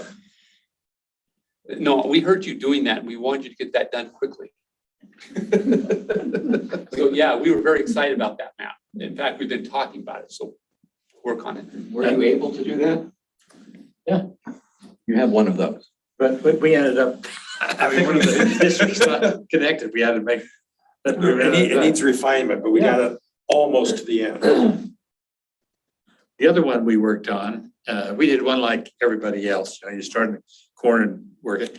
We took one, we tried to put every school district in one, and so Box Elder, Cache, Logan, Rich, North Summit or South Summit. So we put them all, we tried to do it by counties because of school districts. Where we really ran into problem was Utah County, because you've got Alpine on the north, Nebo on the south, and then Provo in the middle, and the numbers just don't jive. We tried really hard to keep school districts intact. Yeah.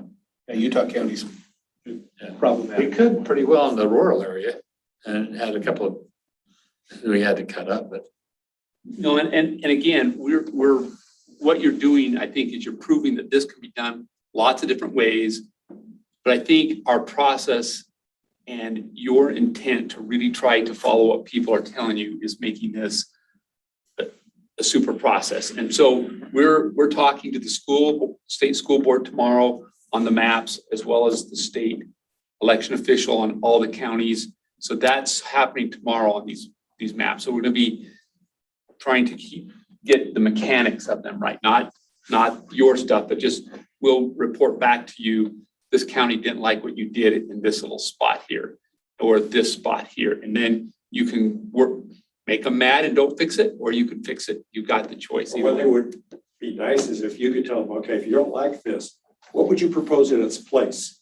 Where would you rather have the cut? But what they're gonna say is, this is my county limits, this is what I don't like, and then Yeah. you're gonna get that level of feedback. And you have a clerk over here, or somebody that works with the clerks, that's going to defend them, so that will be the case. Because they'll have a decade of using our name in vain because they had Not us, the legislature. the legislature. And Rob brought up an important issue. The legislature is ultimately responsible to pick the maps.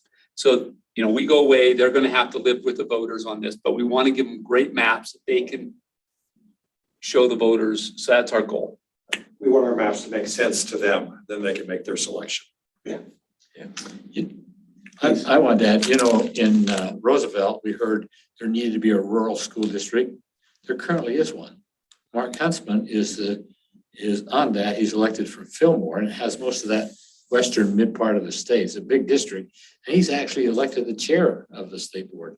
So I said to one of the people after, I said, do you really want to move it up here to you? Or do you want to keep the rural district we already have with a man who's the chair of the school board? No, never really thought of that. They looked at their area for a rural member of the school board, but other parts of the state covered that. That was one of the oddities, that when Huntsman was complaining about his district, it is rural, but he goes up into Nebo school district. And when they were talking Roosevelt, yeah, it's rural, but it goes over into Alpine. And it was the Nebo and Alpine slice to which they objected. And as you said, I don't know if you're ever going to get away from Now with the population count, or at least the size, especially those two districts. I was amazed, could you work through Canyons and Granite school districts pretty easily? Oh, no. That was a problem as well. Yeah, I can't remember. If I can, one of the things I struggled with when we did the House districts in Salt Lake County, I didn't know whether we ought to draw the districts basically east and west, like the Granite School District or Salt Lake District, or whether we ought to run them north and south, which is kind of like Canyons and Jordan. And I say that because, you know, I would suspect from what little I know about Salt Lake County, the areas west of I-15 are different than the areas east of I-15. But on the other hand, The tax base, certainly. yeah, you may want legislators who understand both issues to be spokesmen in the legislature, rather than having one person argue one thing and without getting the unanimity or the support for each other. That's, I think, an issue we have to decide. I struggle with that. No, and I think those are questions. We're going to be meeting in Harriman, which is the Jordan School District. We're going to be meeting in West Valley, which is Granite, Salt Lake City, the Salt Lake School District. So let's make sure somebody speaks to those. And we'll try to get school board members, local school board to those, so they can weigh in on the very question. I'm not answering your question. I'm just saying somebody else should. No, We decided we were gonna get a facilitator for some of those larger meetings, or is our chairman gonna be debating deciding? a lot of issues, but right now, I'm not sure we're gonna do that. We seem to be okay where we're at. What is the size of a larger, is that 13? No, it's at least 17. You're counting staff. It has to get over 20 to hit the larger. A question I have personally that you could answer for me a little bit is, if you have a state legislature, in the state house, and he goes over a county limits, are they elected at the state delegate convention, or are they done at the county? State. So I don't know if that weighs anything for you, if that makes a Matter difference. the size of the population of the county, or just by fact of going into a second county, Yeah. it automatically goes to state conventions. Okay. And that's the same with state senators. Okay, I was trying to clear my head. I didn't know, and now I know something. And this is great. This day has been successful. Commissioner Bishop? No, I was just wondering if that should be a criteria that we consider or not. Probably not. We're already told to follow county and city boundaries If we can, yeah.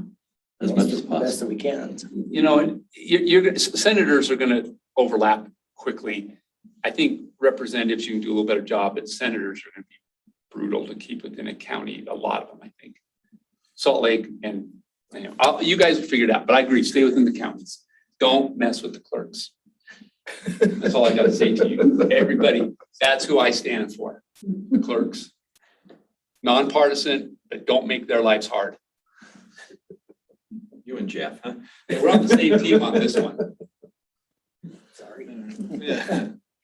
On that note, there's already a mechanism in place to handle districts internal to a county or districts that are crossing a county boundary. There's a solution to each one that we don't need to worry about. Yeah. Well, and that same criteria deals with the state school board as well. If it's multi-county, it has to be done at a state convention. So what I'd like to do is, Joey's just going to show a little bit on the communities of interest. And I think this next week, when you're not traveling to some place, you could look at your maps and start using the criteria just to gauge your maps and determine how you may want to work with this data. So this is Commissioner Baker and Joey and Bo have been working on this. So just kind of, we talked about most of the communities of interest, but we did change one thing today that I just want to make you aware of while you're refining your maps. So if you go to the same, my mouse, there we go. If you go to the same place that you did for communities of interest, in the effort of transparency, because we want to make every single comment available to you, regardless of what it says. And for the public, we have our regular categories and these haven't changed, but we also have uncategorized area. And you can see we have the disclaimer over here that explains everything, but this is completely just the raw districts. And they're not categorized. And then the ones that weren't categorized are also here too. Are these community of interest for any specific map? In other words, for the congressional maps of the No, different. this is just every single community of interest. 1,000 Yes. community of interest. So you can see it's very messy, but I wanted to put this, again, when you guys are using the communities of interest, you'll mainly be looking at the categories that we made. So like, for instance, when you're doing neighborhood, you can look at your neighborhood communities. But if you do want to look at all of these are completely unchanged, completely unfiltered. And you can go through and you can see these areas. And then keep in mind, a lot of the ones that we're not categorizing are because they, for instance, highlighted all of Utah County or all of Salt Lake County and said, and gerrymandering, right? Like that's not a community of interest, that's a comment. And so what we're doing with those is I'm not categorizing them, they'll still appear here, but I'm sending that comment to Soraya. So they'll appear in your comment binder rather than on your community of interest maps. So you'll still get those just in a different format. But in the effort of transparency, we wanted to make every single community of interest available here. In case you wanted to go through and you were curious. But we talked about most of these. I think I have about 200 more communities to get through before they're completely up to date. But I think as of now, the count is about 690 something.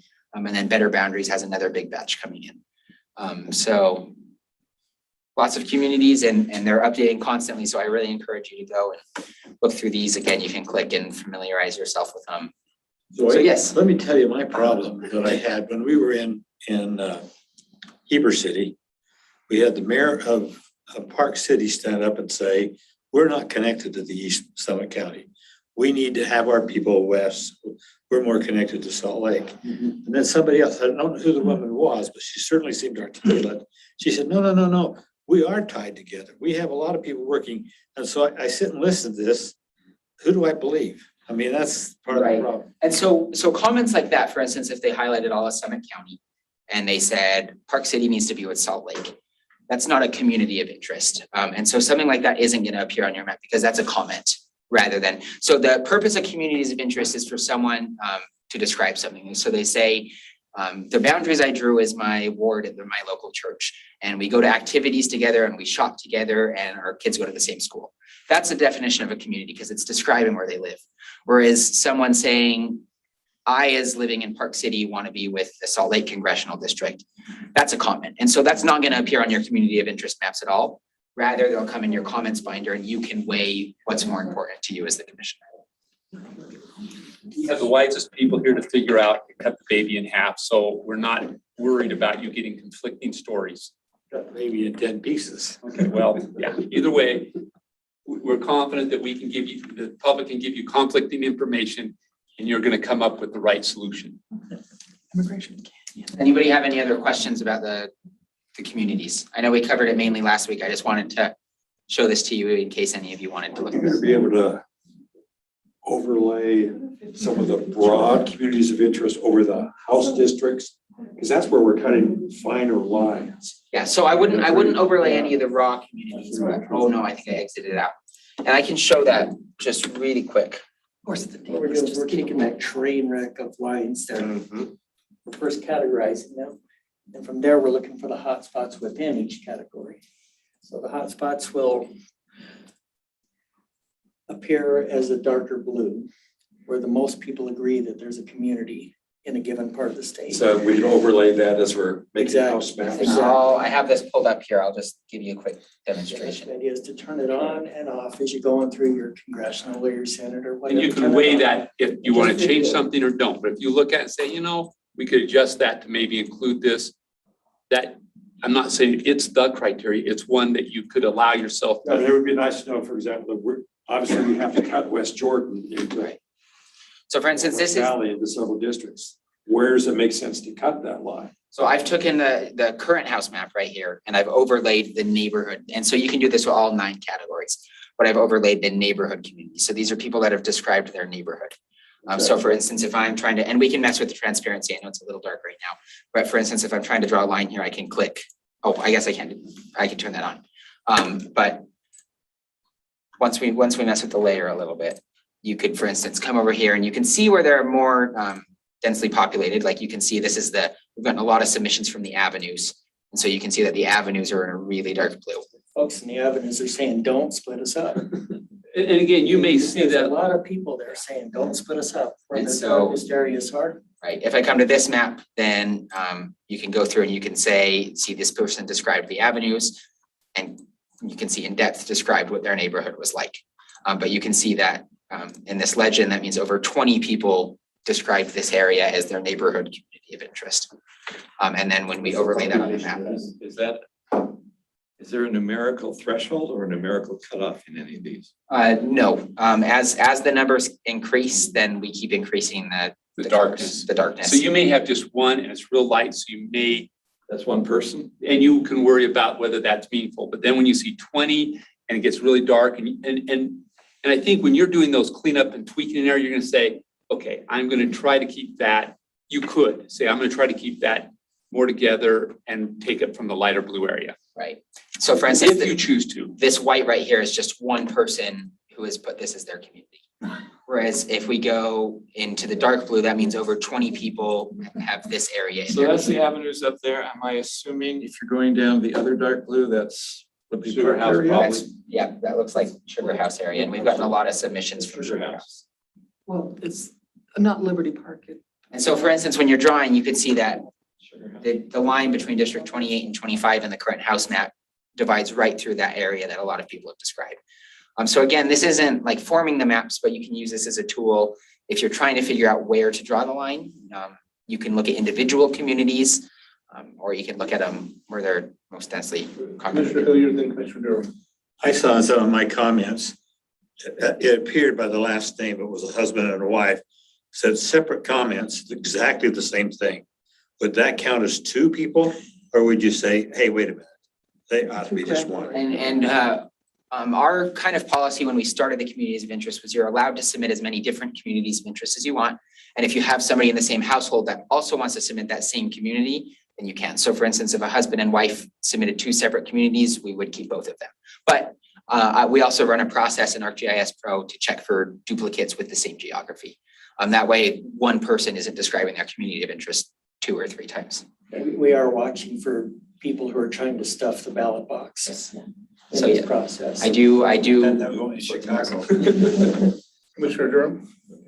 I just have a question about the format in which you're gonna give us this information. I need something that's either neatly printed out that I can put in a binder and flip through, or that I can read on my iPad. And so if you come to this website, so we're gonna put this layer over your maps when you're drawing. It'll look like this. It'll be a little lighter so you can see the colors. Okay. But Well, I was talking about the comments. yes, but if you go to your iPad, for instance, and you want to look at all the comments that are right here, Uh-huh. this will work if you go to our website, just like I showed you, you click Okay, here. so it's all through the So you can view this website. comment, and then this arrow will go through everything. So you can see there's 2 different Sugar House areas right here. And so you can click this arrow and that'll cycle through all of the comments Okay, that are in but that Am I area. gonna have to access comments only by location? I won't be able to see the whole collection at once? You can see the whole collection at once. So see, he scrolls down to area 10. Uh-huh. So, yeah, ideally you're gonna want, because all of these communities I know are. what I'm gonna wanna use it for, but I'm just thinking, I mean, I'm talking about a quick pass through, but it would be useful for me to see all the comments at once. And we See can, who's yes. saying what way. and I can then- definitely print that out. One of the problems with communities is they're associated with a polygon.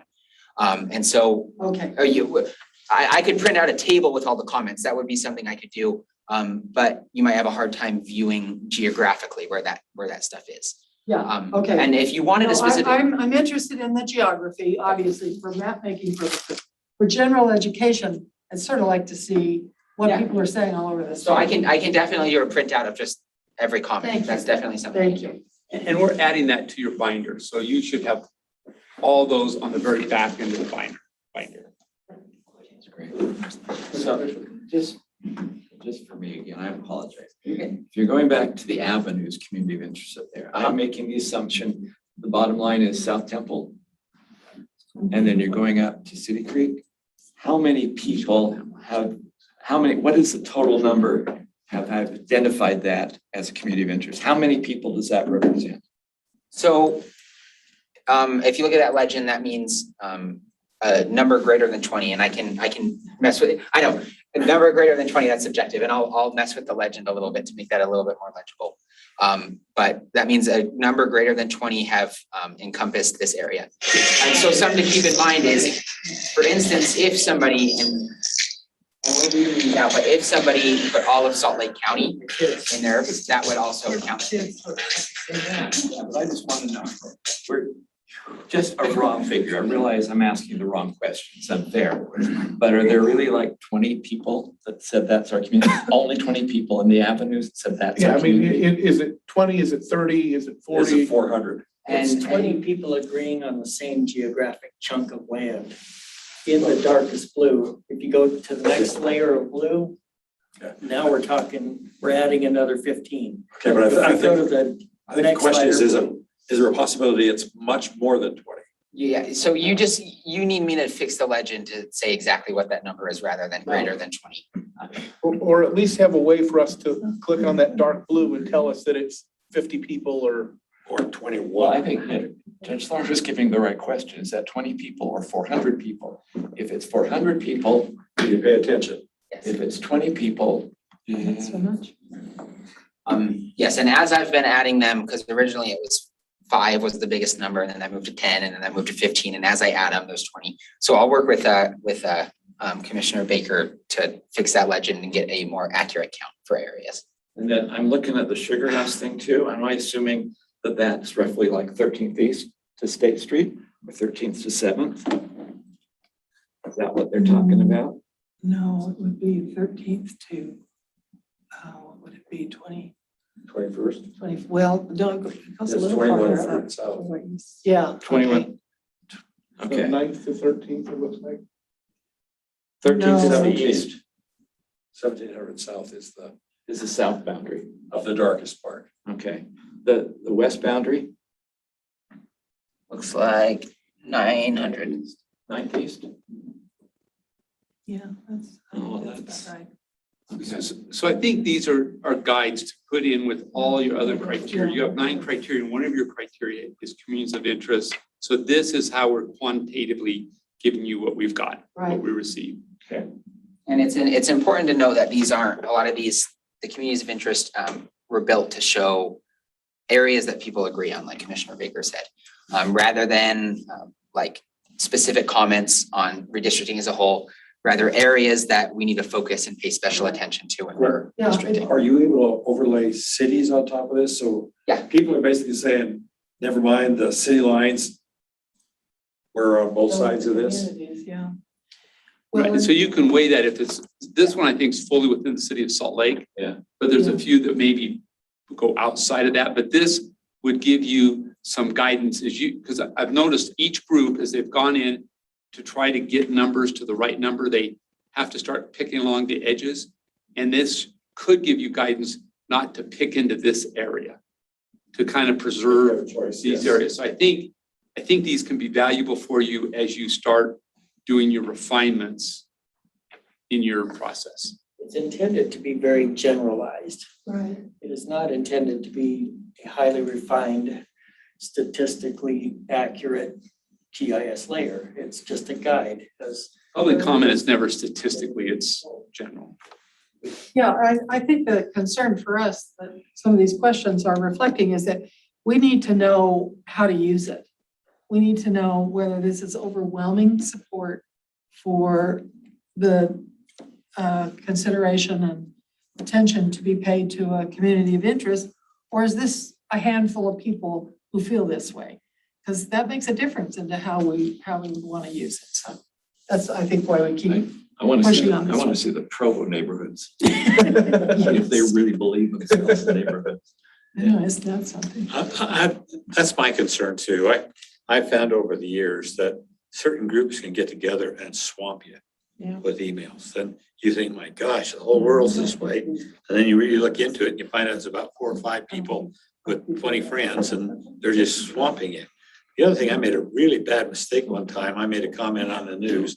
Well, I'm not hearing that from my people that they really don't like this. Holy cow. Before, maybe have 1 or 2, and then suddenly people heard that and said, well, I'll show him.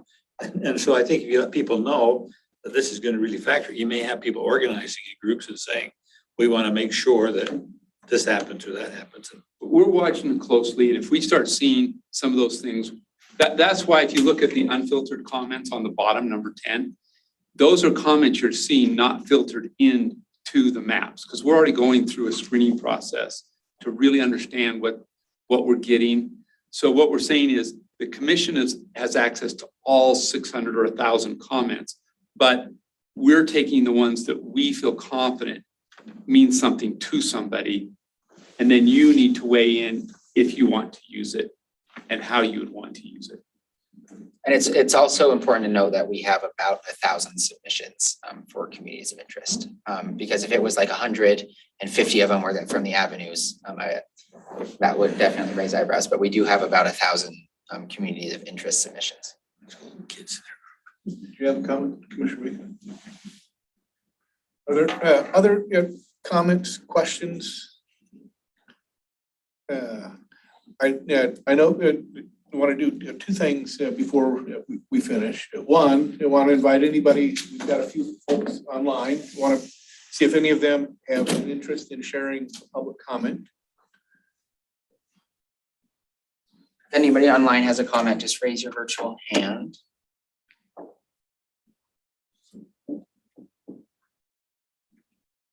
Okay, I think we're good then. Okay, and the other thing I wanted to cover was just some, we don't need all of the details of the logistics, but just a reminder of kind of this week at a glance, because it's a bit crazy. Yeah. So what we're looking at is those are going to Mexican water. We're planning to leave at 10 Wednesday morning from here. I'll pick up Commissioner Facer in Spanish Fork. So I'm thinking we have Bill, Karen, and Lyle, and Rex. That's enough to make a quorum. When we get there, we will find out if we have Wi-Fi. If we do, we'll be sending out virtual invites. If not, we'll just video it. We will be back somewhere Thursday afternoon. And then we are meeting at Glendale on Friday. The meeting starts at 6 and so we need, the commissioners are going to find their own way there. I was going to say, I assume we're not carpooling to Glendale. No, Lyle and Rob can do it if they choose, but the rest of us are all just driving. Let me ask you this question. There's some comment about a League of Cities and Town meeting. I'm more than happy to come down. I think I talked to Bill about doing that and working till 3 o'clock. But after 3, I want to go home. Yeah. I want to see the Utah. So this week is also League of City and Towns. We will have a booth. This is going to be, I think, at the Sheridan Hotel. It usually is. So Joey and volunteers are going to be there on Wednesday. And then it's Kat Crisell and Sion will be there Thursday and Friday, and I'll be there Friday as well.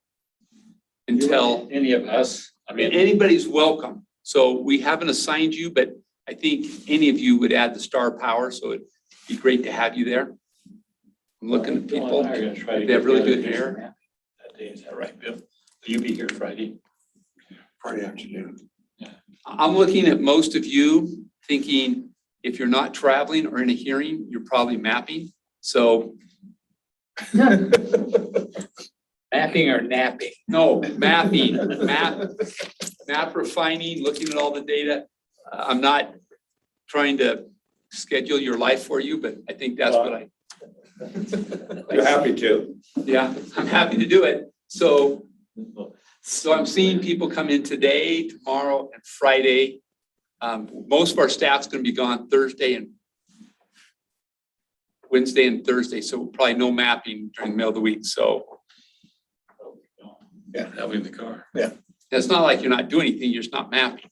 But next week, we're going to get right back in the saddle Monday and right through the week, refinements and finishing up, getting to a good point where you feel confident and ready to present your map. So we plan to have another commission meeting next week, same time, same place.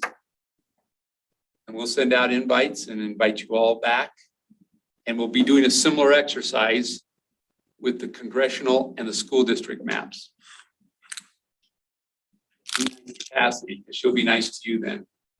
We're gonna try to do the same on the weekend of October 11th. The week following that. Is that Columbus Day or something, or Well, that is Columbus Day, yes. Indigenous People Day or something? If it's not a holiday, we can go ahead and, okay, we don't necessarily need to have a meeting that day. Right now, I'm feeling a little stressed to make sure you guys get as many meetings. I need you to have all the opportunity to work together, because we're mapping separately in teams. So maybe we don't have one Monday, but we can't do it Tuesday, so maybe we go Wednesday or something that week. I just need every week. We have 5 weeks, so I need every week to have you guys together. That's what I'm hearing. So if we're not doing it that Monday, we'll schedule some other, I'll work with Rex on another day of the week.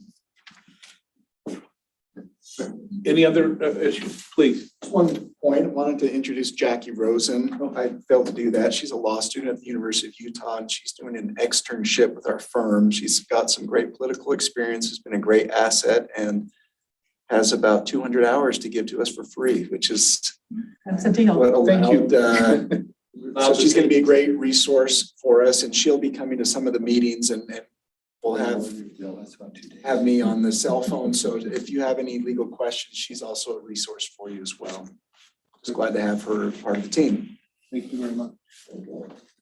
Any further? So Matt, I'm thinking next week, let's talk a little bit too about how we may finish up with Nate and your team. So we'll have you on the agenda for a portion of this discussion so we can get to refinements and things. Any final issues from any members of the commission? Not hearing any. How about a motion to adjourn? So moved. All right, this meeting is hereby